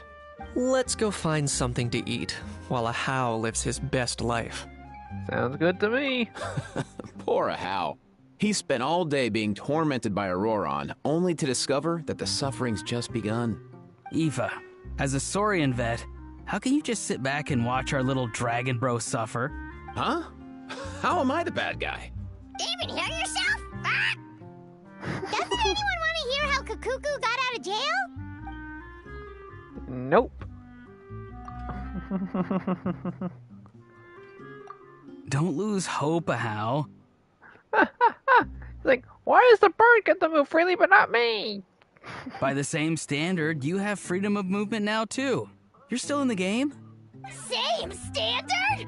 I will not be held to the same standard as that thing! That's right. You won't. As far as I understand, the Palais Mermonia will want to assess your case on its own merits before they grant you freedom of movement.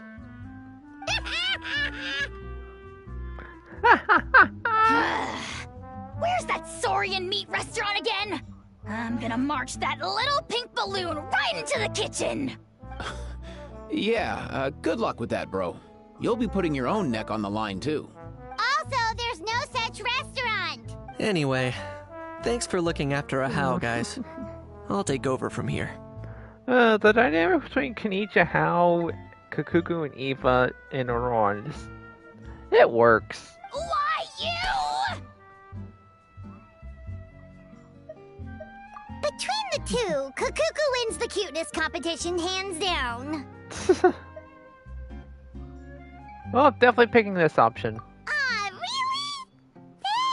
Thanks! Well, because Paimon is adorable.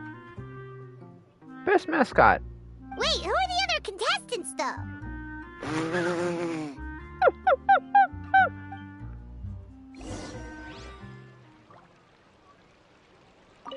So now that our crew's back together again, what's our next move? Oh, how about a game of rock, paper, scissors?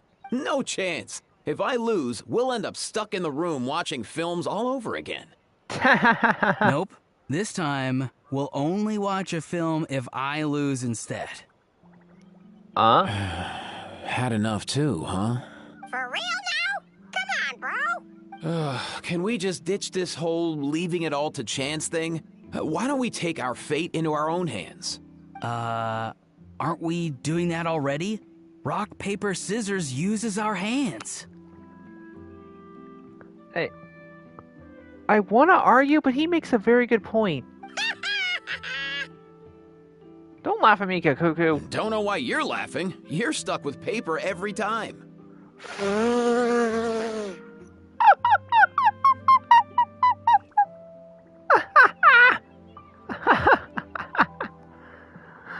Oh, man. was good.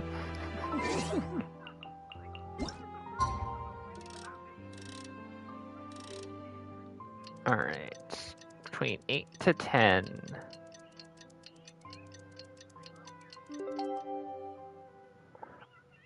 Oh, shoot me. The lost and found notice is up! Maybe we should go hang around the Palais Mermonia to see if anyone shows up to claim it. My thoughts exactly, Paimon.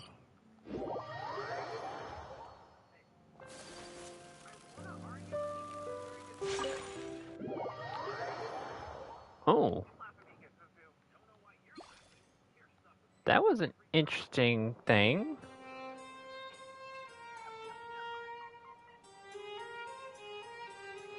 Alright. Ow. Oh, why did my ping just skyrocket?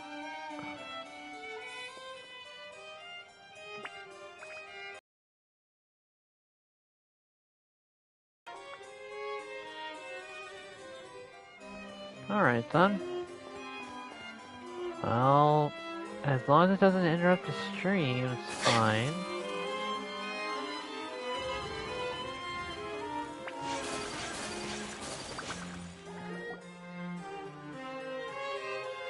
Huh, looks like there were quite a few others with the same idea. Naturally. Hello, you two. Have there been any developments? Okay, guess not. Well, the notice was only just posted. Guess it's pretty unlikely that someone would show up right at... Special Patrol, open up! Ah! Who's there? What's going on? The Special Patrol? Huh? I don't think that's who this is.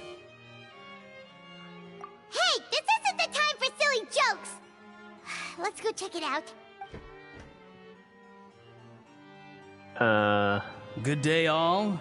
Gramps, grannies, aunts, and uncles. What in the Tevat are you doing here, Auroran? Oh, he must be the one you mentioned. Kakuku's owner? No, that would be someone else. One of his owners. Kind of. But, bro, what are you doing here? I'm here to claim a lost item. Is this the person you saw on the boat, Mr. Kinich? Somehow I highly doubt that. For starters, he just addressed us as Gramps and Grannies. And unless this is the youngest looking middle-aged man in the world, I don't think he's our guy. Apologize for him bursting in like this. Was there something wrong with my door-knocking etiquette? That's how they do it in all the films. That's not door-knocking etiquette. That's the Special Security and Surveillance Patrol doing their job! Completely different things! Yeah, she's got you there. Oh, I see. I figured it was just a polite way of requesting entry, to show the people inside you had something important to discuss. Oh, sorry about that. I totally goofed that one up. Give me a moment. I'll go back out and try again. No need. Just tell us why you're here. So, Auroran, you said you were here to claim a lost item. What did you lose? Yeah, so basically...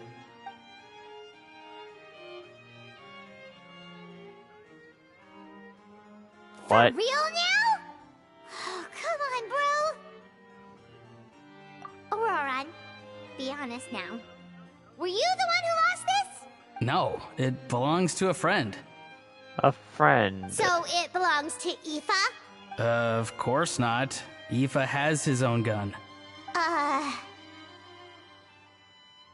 Ron, just tell us who it is. All right then. I knew this wouldn't go well.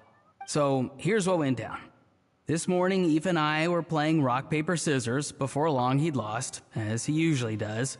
So we figured we'd head out and visit some of the Cour de Fontaine's famous landmarks. When we got near the plaza, a man suddenly stopped us to ask for help. He said that he had lost something and that someone had found it and sent it over to the Palais Mermonia. But apparently he used to work here and was worried it'd be awkward bumping into his old coworkers, so he asked us to pretend to be the owners and claim it on his behalf. You didn't manage to keep that pretense up for long. It's fine. I'm not the one who feels awkward anyway. So, a former employee of the Palais Mermonia.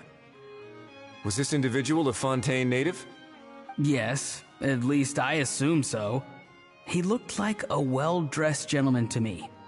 We were about to refuse, but he was so polite.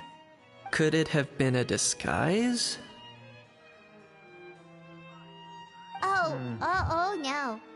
Auroron, Paimon thinks you've been tricked.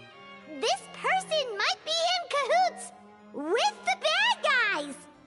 Oh, maybe he already took off and escaped as soon as your mission went pear-shaped. No way. I'm not that dumb. Huh? He's not going anywhere. Aoife and Kakuku are keeping an eye on him over at the plaza.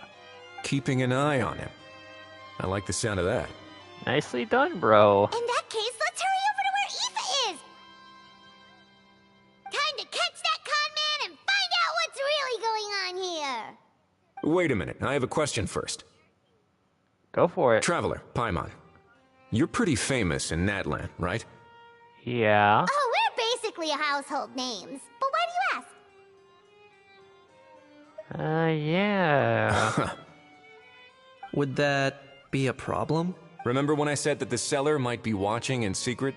If so, then picking Auroron to do their dirty work was a careless mistake on their part. It suggests that the person who got Auroron to claim the item might not be fully in the know themselves. Oh. There are plenty of unanswered questions, but standing around racking our brains won't help. However, I still suggest that the famous faces among us, meaning the Traveler and Kinich, oh, and of course, Monsieur Nivelette too, stay here for the time being. Makes sense. We'll empty the box, give it to Auroron, and then he can claim the item as if nothing happened. I'll follow to check if anyone is watching. I doubt anyone would recognize me anyway, so I shouldn't draw too much attention. Yeah, being low-key does have advantages. I think this plan is worth a try. I shall leave it to the pair of you. So, I have to go undercover again, right? Well, not exactly undercover. Just drop the special patrol persona and be yourself instead. Roger that. Over and out. Oh no. He's gonna blow it, isn't he?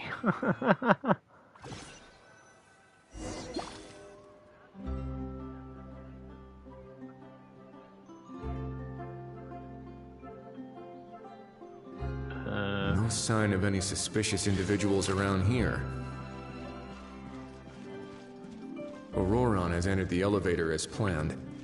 I'll head over to the plaza now.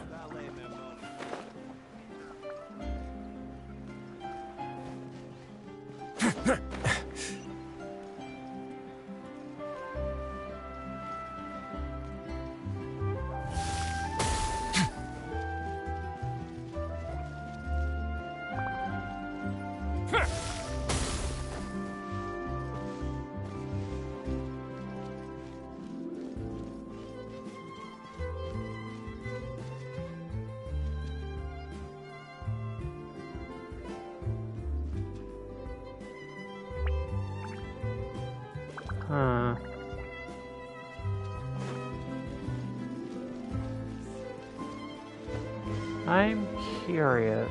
Nope, never mind. Dang.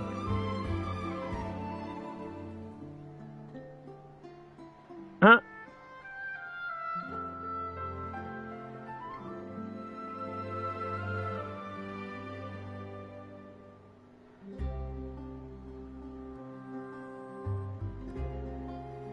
Nothing suspicious going on here either. Strange. Maybe we're overthinking this? Or they could be watching from afar. Oh dear! Oh dear! Stop with the pecking! Stop with the pecking! Please, sir, I'm begging you, do me a favor and get this pet of yours under control! The heck are you on about? Oh, you should not have called him a pet. Sorry, but he's not my pet. He's my coworker. And I should warn you, he's not too happy with how you're talking about him.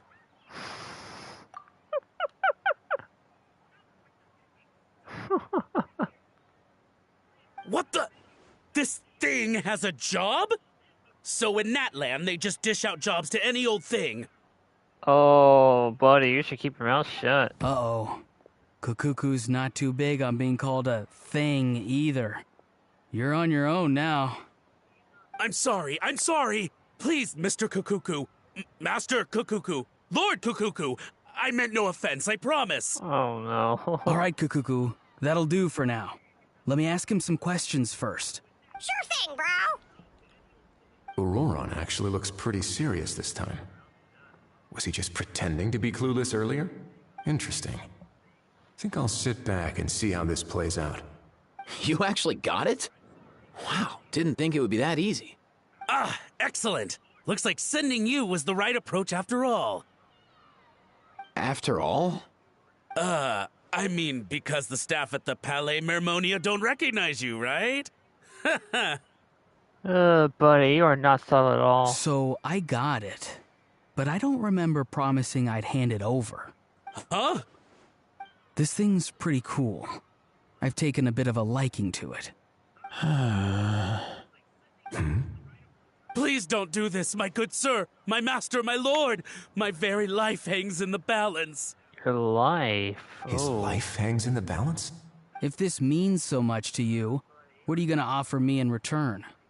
Are you trying to get him to say my life?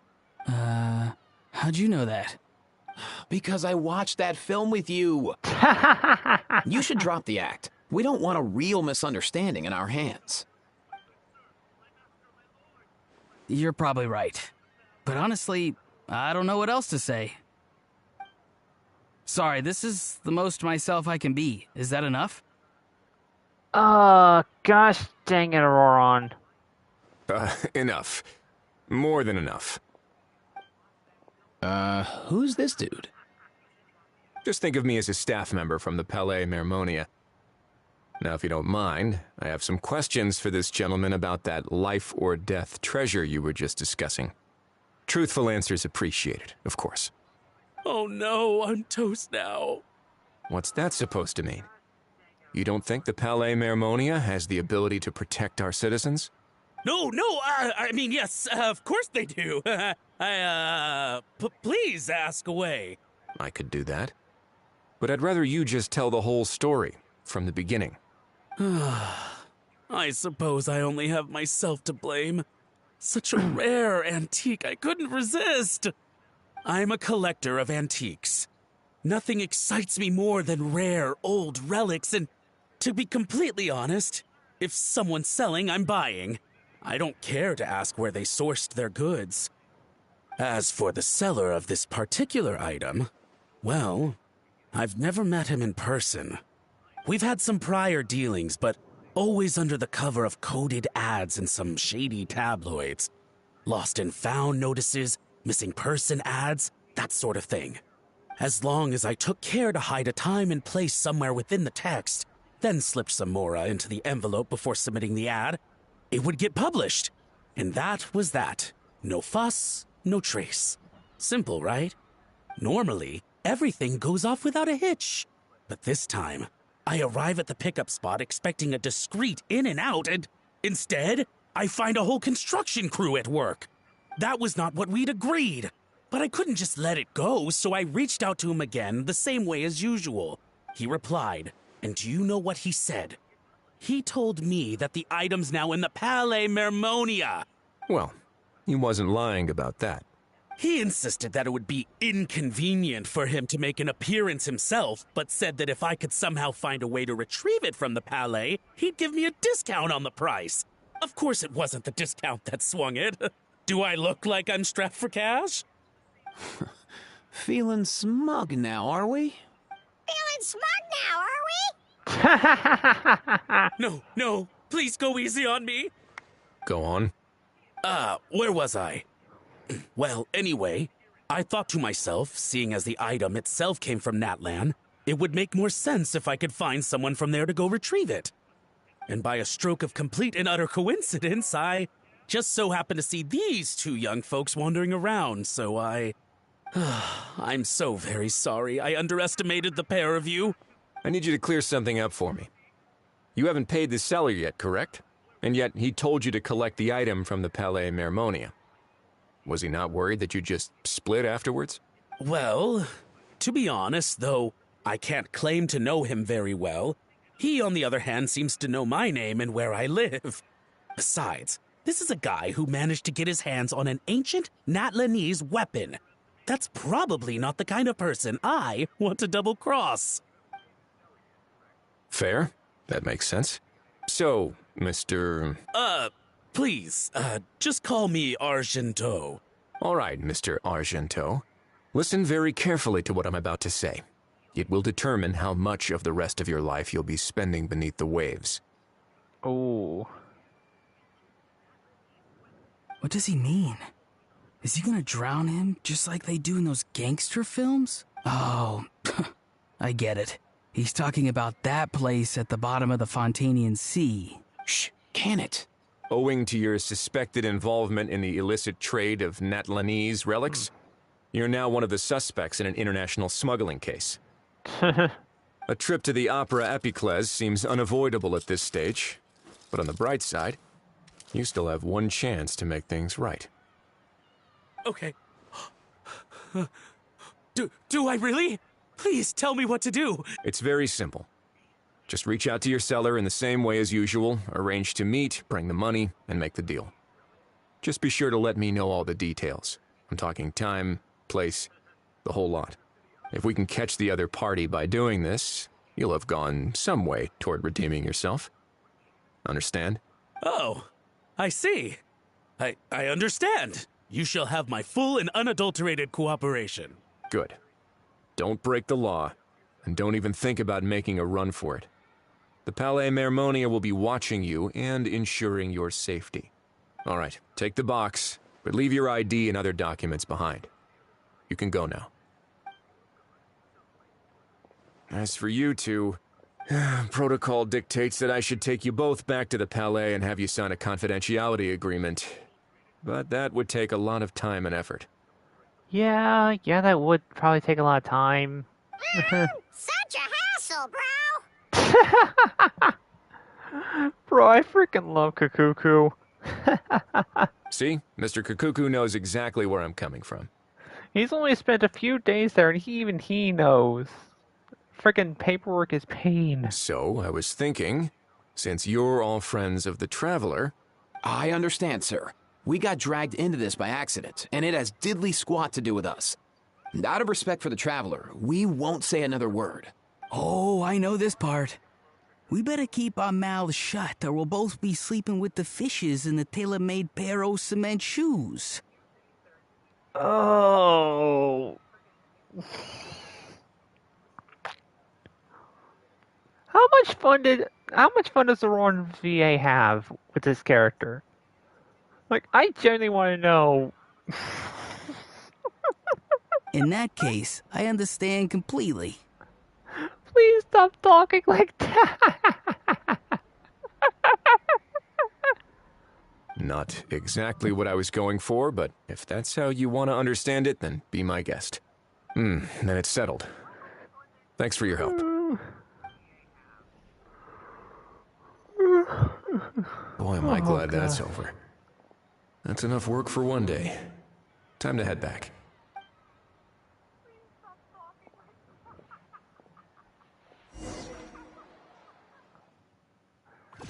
Oh, man. I freaking love this game. Leslie's back! Judging by your expression, it must be good news, huh? It went smoothly, on the whole.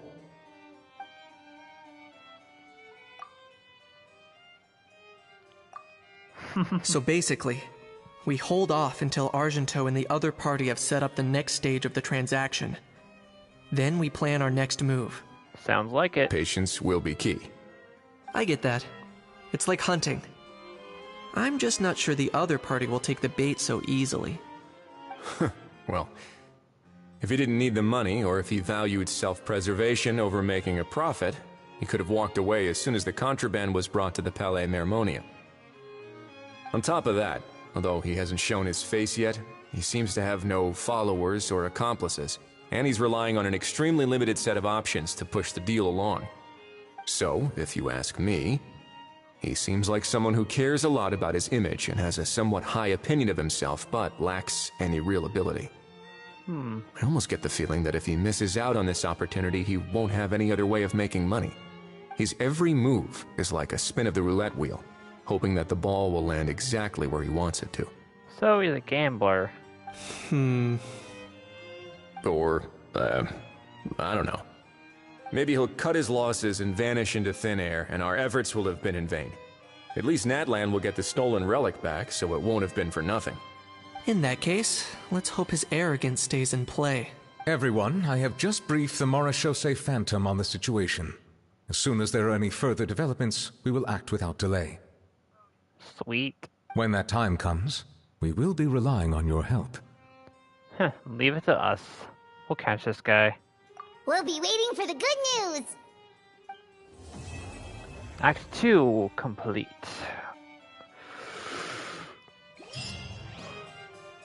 Oh,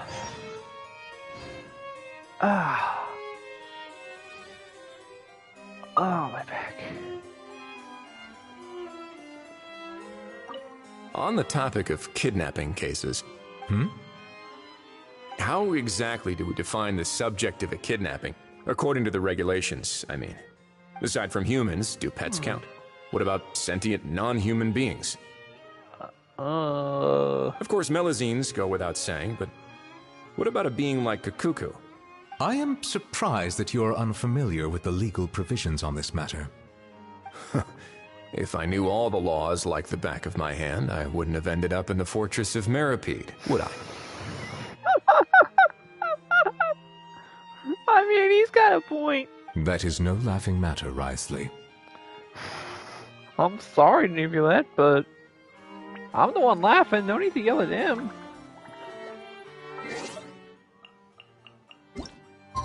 Alright, between 8 and 10. Oh, 8, 10, perfect.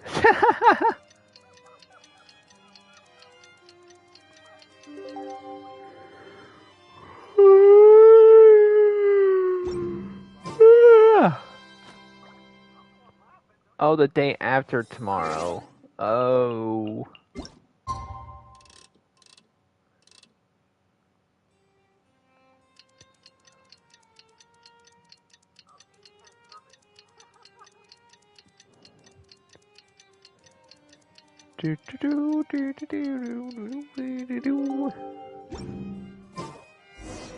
Novelette sent someone to contact us this morning. That must mean there's been some progress. No time to waste. Let's head out.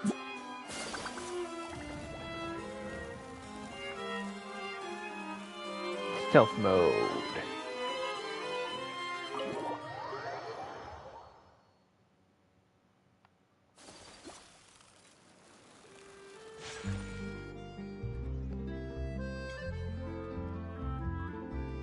Hey, everyone. We're not late, are we? No, you're just in time. Well rested, I trust? Yeah, we are. A great way to stay energetic, certainly. You guys prepared? We received word from Mr. Argenteau yesterday, confirming the time and location of the transaction.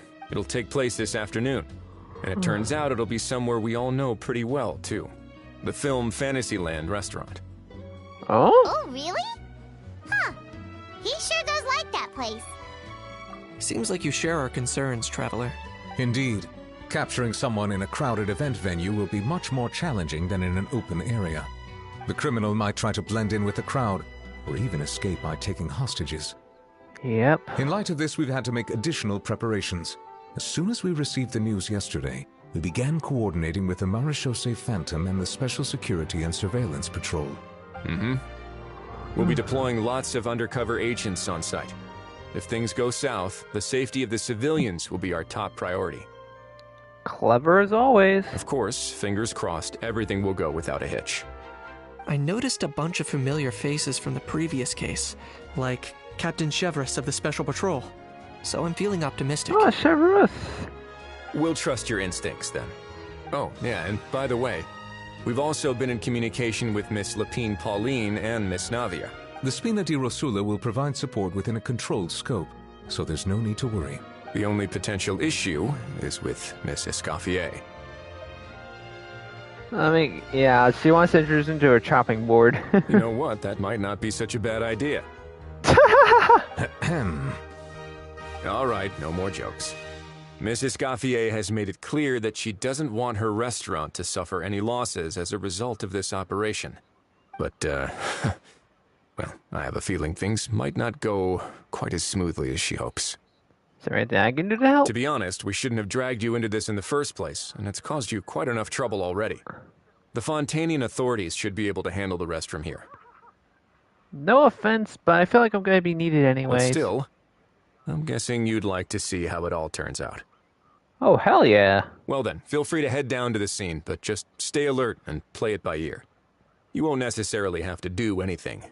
Unless things go pear-shaped, of course. I'll do my best to ensure that things don't escalate to that point. Kanish get involved too, eh? Of course. There are still a lot of unanswered questions, but our intel so far indicates that the culprit's from Natlan. Plus, I'm already a witness in this case. Might as well see this thing through to the end. That's the Kanish we know and love.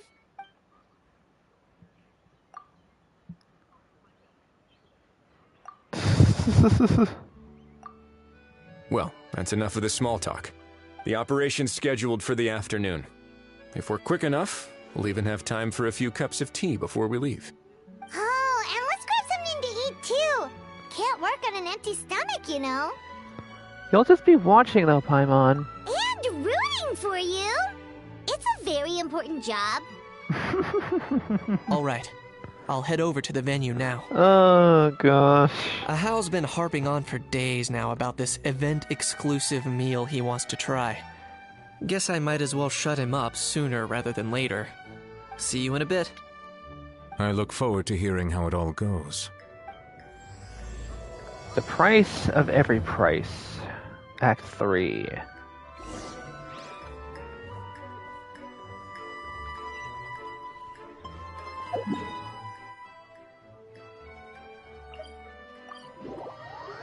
To the Fantasyland! This beach seems to be getting livelier by the day. Traveler, Paimon's getting kinda hungry. Let's go check out the restaurant menu, shall we? Sure.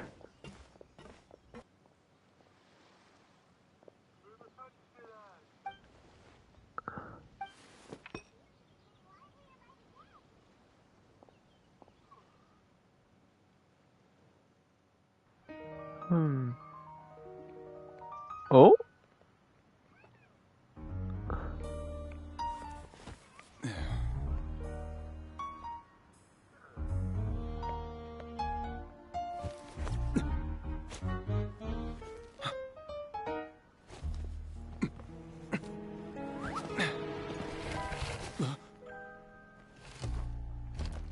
Your friend thought you might be thirsty.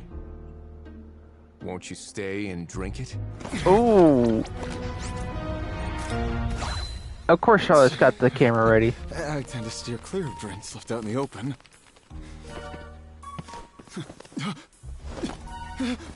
You're surrounded. Give up and come with... You lousy swine! Hey, Farina, what's up? Oh, look! A surprise performance! Wow! How lucky we are! After him!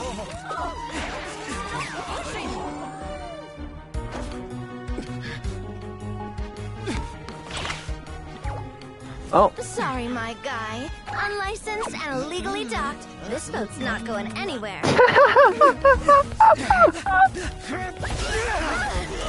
Did he really just... Quick! Don't let him get away! Be careful! Amazing! Lowly worm! No one flies higher than the almighty Dragon Lord! Who's stealing my fun? Ah, you again! You're driving me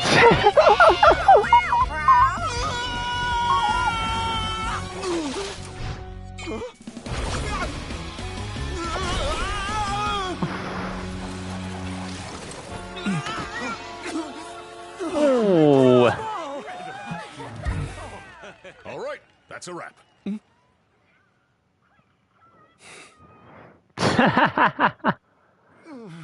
Unbelievable!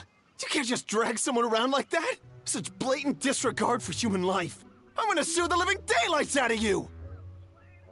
Sure you are. Will you now? I think I did you a favor by pulling you away from your audience. Saved you some face at the very least. As for whether you were facing up or down along the way, well, that was your decision, wasn't it? Are you...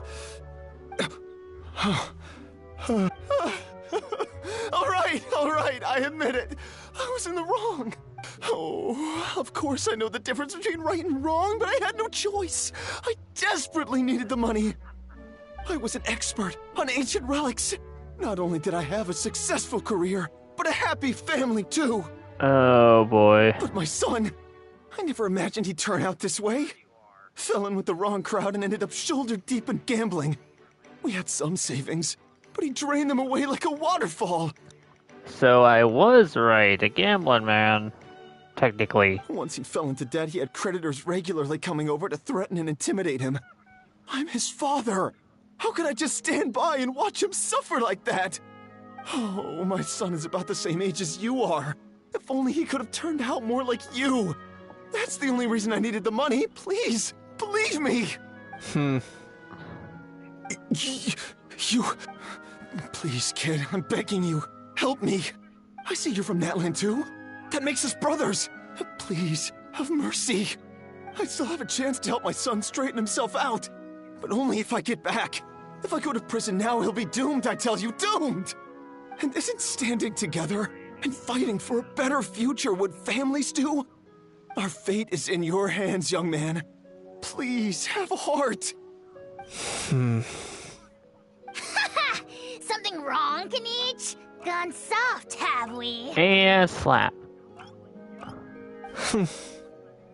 I don't believe a word you say. Wriothesley had you just about figured out. You're a gambler. Pure and simple. A gambler? Me? Nonsense! I told you, it's my son! First of all, are you really from Natland? You've been keeping tabs on the gun's whereabouts this whole time. You should have recognized at least one familiar face by now. On top of that, the way you threatened to sue me? Spoken like a true Fontanian, if you ask me. I just realized his hairbands are kind of shaped like that weapon he uses, like hooks. That's pretty cool. I never noticed that detail about Kenichi's design before. That's a nice touch. Huh? What kind of logic is that? I can explain. I actually grew up in... I don't want to hear another word. Ahau, here's your chance. Shut someone else up for once. The moment I've been waiting for. It's so strange seeing a How at an angle like this. Eat this, scumbag! Oh. Being a compulsive liar is one of the hallmarks of a die-hard gambler. I bet you're just a Fontanian pretending to be from Natland.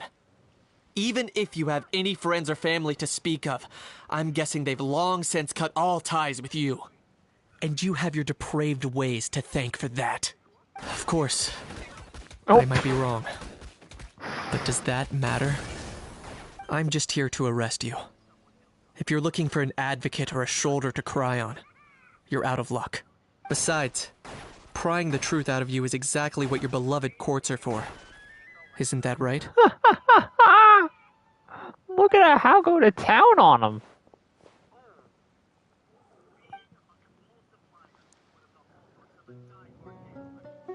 Many thanks. And me? What about me? So rude. You should be bowing down in gratitude to the almighty Dragon Lord.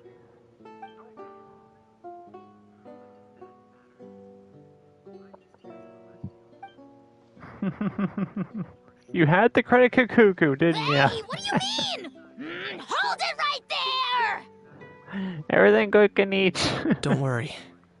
I'm fine. I wasn't the one who just got dragged all the way here. Well, you seemed a little, pissed off. Little Kenichi, thinking back to when you were just an itty-bitty boy, Kenichi, aren't ya? Aw, don't start crying like a little baby. I am the almighty Dragon Lord! No servant of mine will be seen acting so weak and pathetic in public! And... What are you on about? Bad how? Bad. Still, I suppose there's no point hiding it from you. To put it plainly, I can't stand gamblers. They're the most irresponsible people in the entire world. No respect for the principle that you have to give in order to get. They'll tell 1,000 lies for a single coin, deluding themselves into thinking they can use it to gamble their way to a vast fortune. But we all know that even when it looks like you're getting something for free, there's always an unseen cost. In the past, I also ended up paying a price for my father's gambling losses. I don't want anyone else to end up in a similar situation if I can help it. Don't feel sorry for me. I certainly don't feel sorry for myself. They say that people are shaped by their past. And since I've made it this far, I must have done a lot of things right. Good point. We should never punish ourselves for the mistakes of others. I could think of someone who needs to hear those words. Instead, I choose to remember the moments that helped me grow. Like when I first learned to use a grappling hook. Oh, that's an amazing visual. Or the very first time I yearned for knowledge.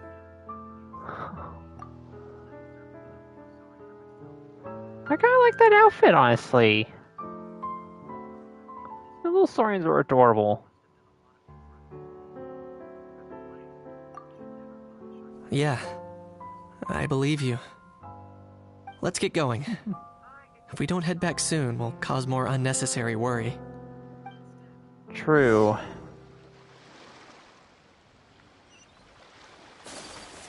Thankfully, Kenichi didn't throw him very far.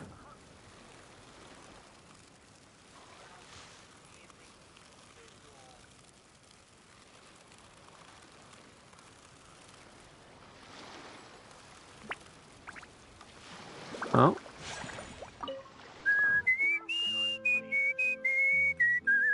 In a good mood, I see. Yep. Seeing my dear vegetables all settled in right where they belong brings me great joy. You sound like a proud parent. I'm happy for you, bro. But given how where they belong is inside a cooking pot, that kind of fills me with dread at the same time. Nice to meet you, bro. The heck are you on about? Does this really seem like a good time for nice to meet you? I guess he's referring to the meeting of the vegetables in the pot. Honestly, right now, I'm not sure if I should be worrying about your definition of nice to meet you or investigating whether you and Kakuku share some kind of telepathic bond.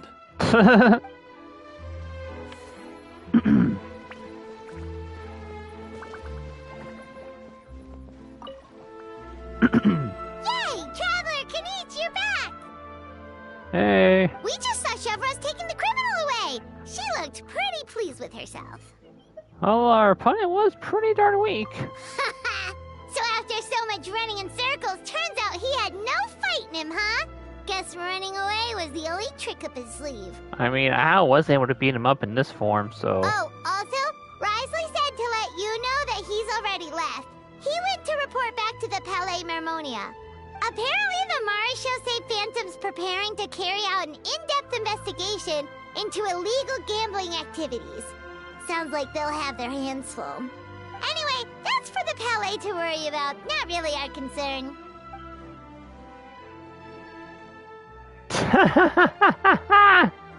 Yeah, true.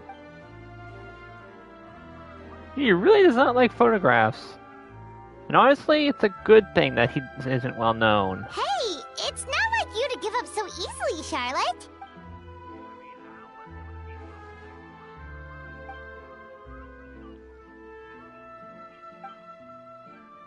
See ya, Charlotte. Make sure you pick the best shots of Paimon.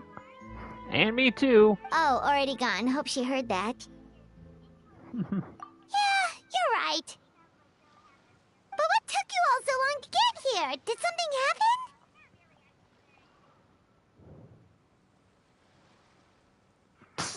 What? Definitely picking a how there. Rumors and slander! When have I, the almighty Dragon Lord, Kahulahau, ever sunk to such sniveling? Often, actually. Anyway, what now? To be honest, I haven't decided yet. At the moment, I've got nothing urgent to get back for. And, in any case, the court might need me to testify again. Plus, that gun's still a key piece of evidence. I'll probably have to wait until the case is closed before I can return it to Natlan. So, I guess I'll be sticking around to enjoy the beach a little longer. Too bad Mulaney's not here. Bet she'd love to surf. Act 3 complete.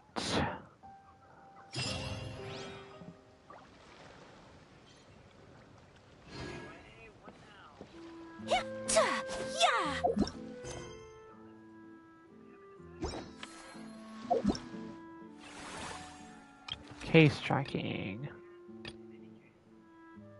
Manage the fantasy land to unlock.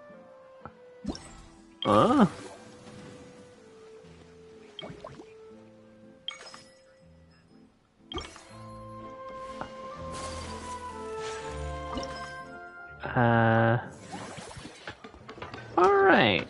Well, that was a fun event, honestly. Like, I genuinely loved it.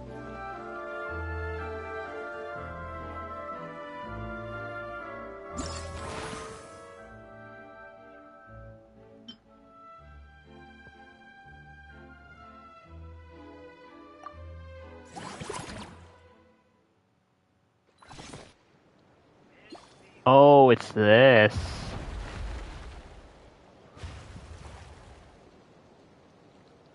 Oh, this arena.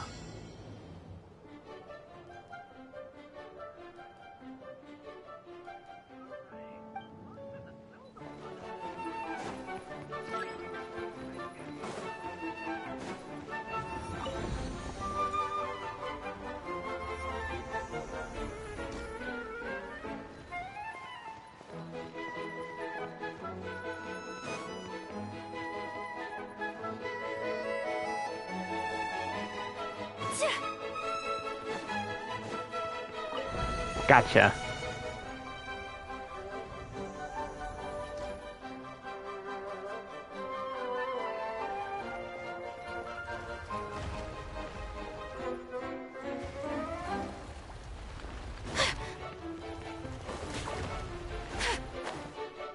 Okay, touch the water and you... Okay.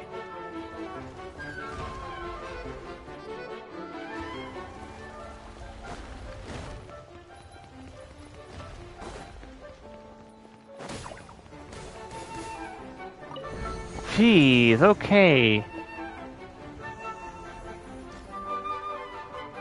Oh gosh, now there's two of them.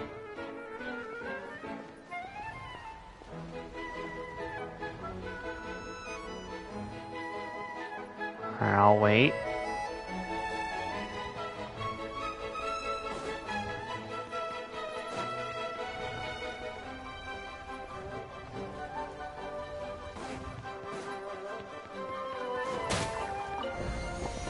Alright, one more. Oh, that's why there's another one.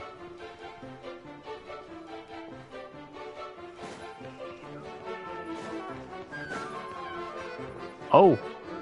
Didn't take a hit there.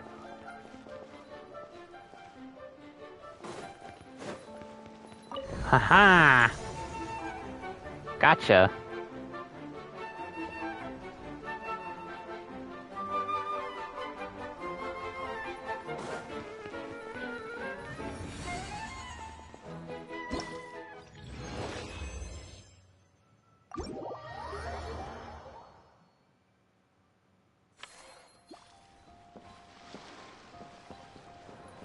Navia. You've got this park off to a great start, partner. The ball's really starting to roll, huh? I can't wait to see how it'll all turn out. How exciting!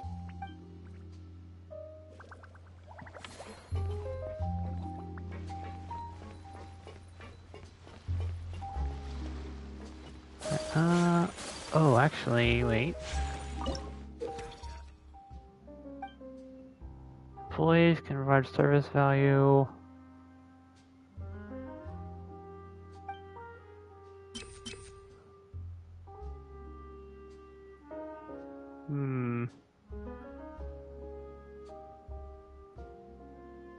His way. Oh.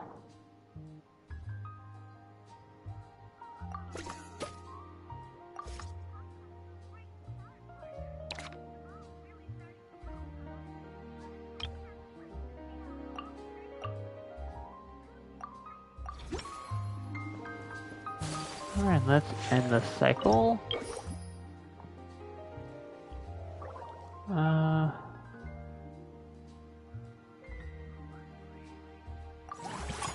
There was no employee for it, technically.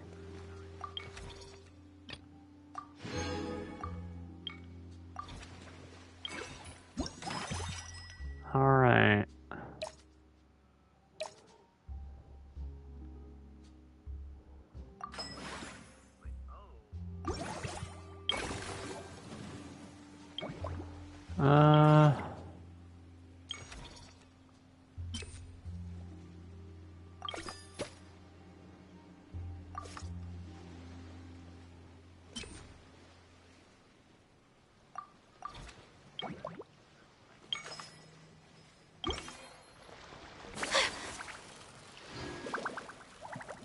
Here we are.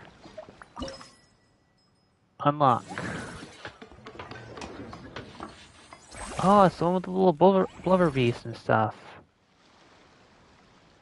Okay.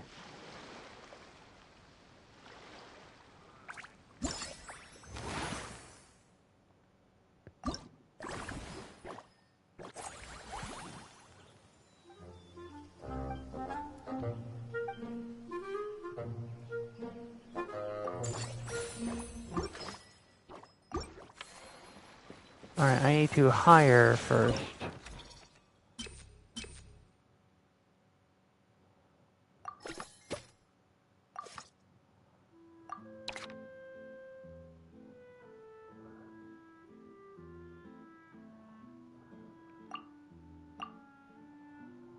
Alright, now, how do I upgrade them again? Oh. Train.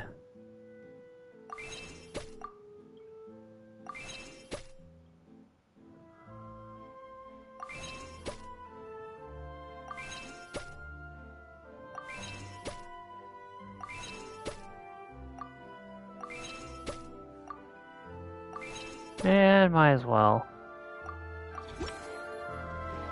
I'll get more, Alright, now I need to manage this place. I really want to see what this epilogue's all about, though.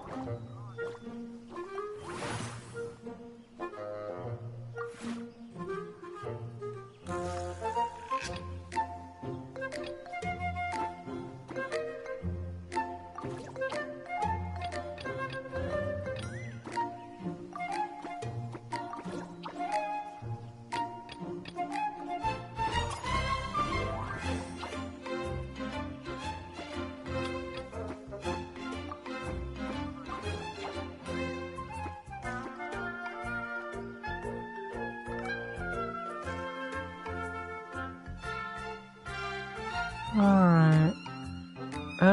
Save arrangement.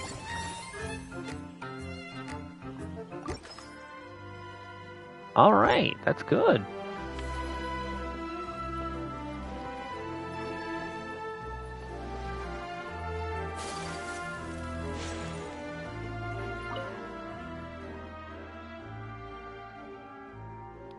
Evil.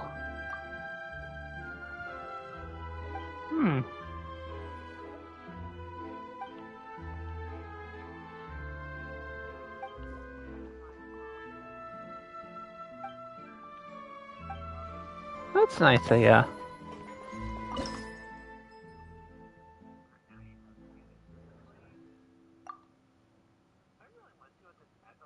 I don't have enough rights.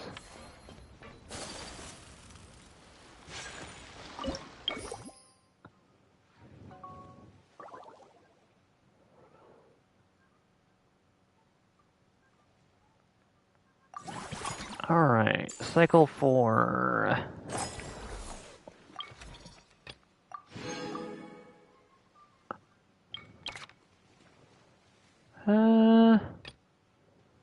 Oh, I've got a long way to go. Oh, fudge. uh...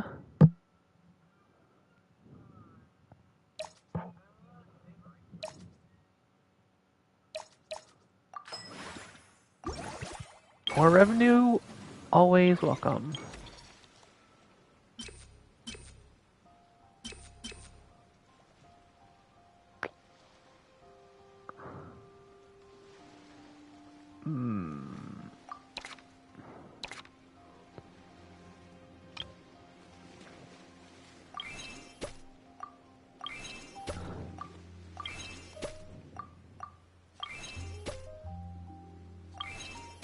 There we go.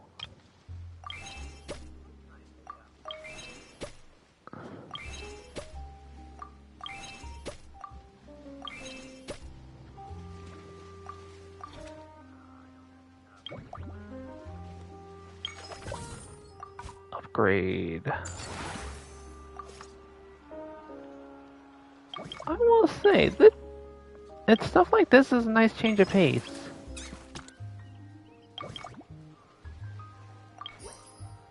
Next cycle.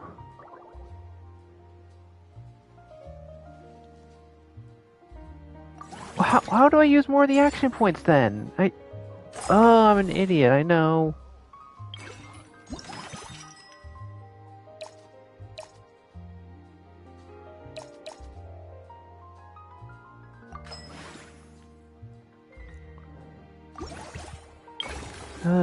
Probably just being a dum-dum.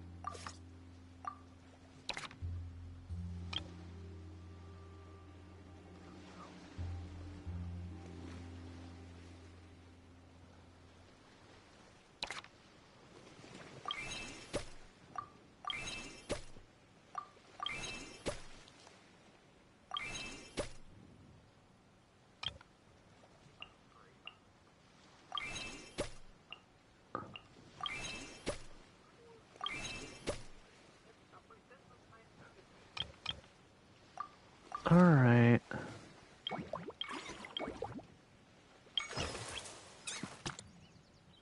Upgrade.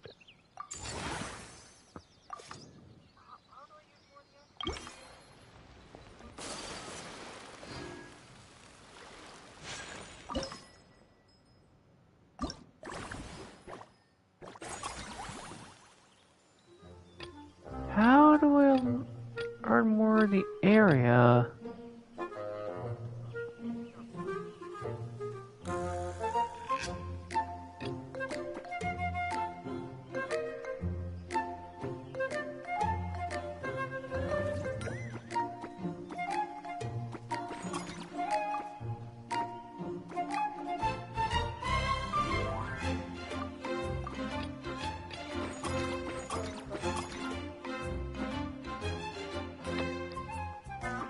No matter what way I turn it, it's gonna be the same.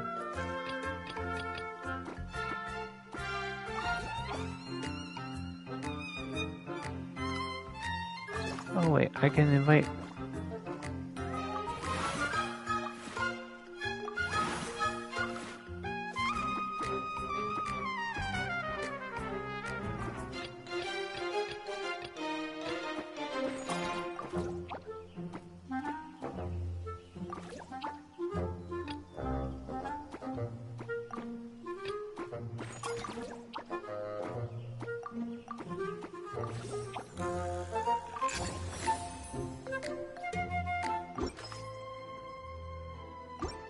Okay.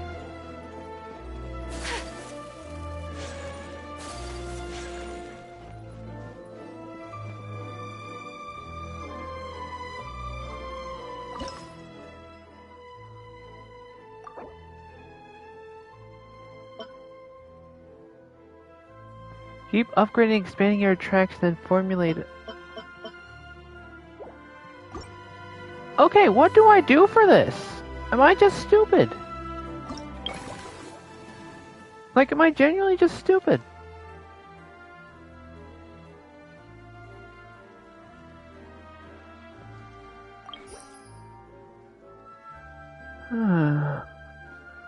Make the most of all your available action points. What do I do with the action points then? How do I use them all? I know I'm just a dum-dum.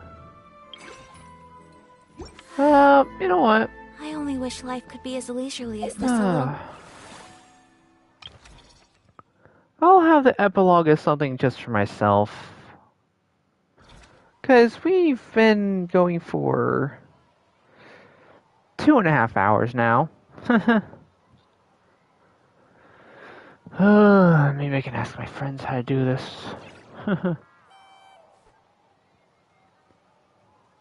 I should just save the Navia part for later. Often. So I'd understand it easier.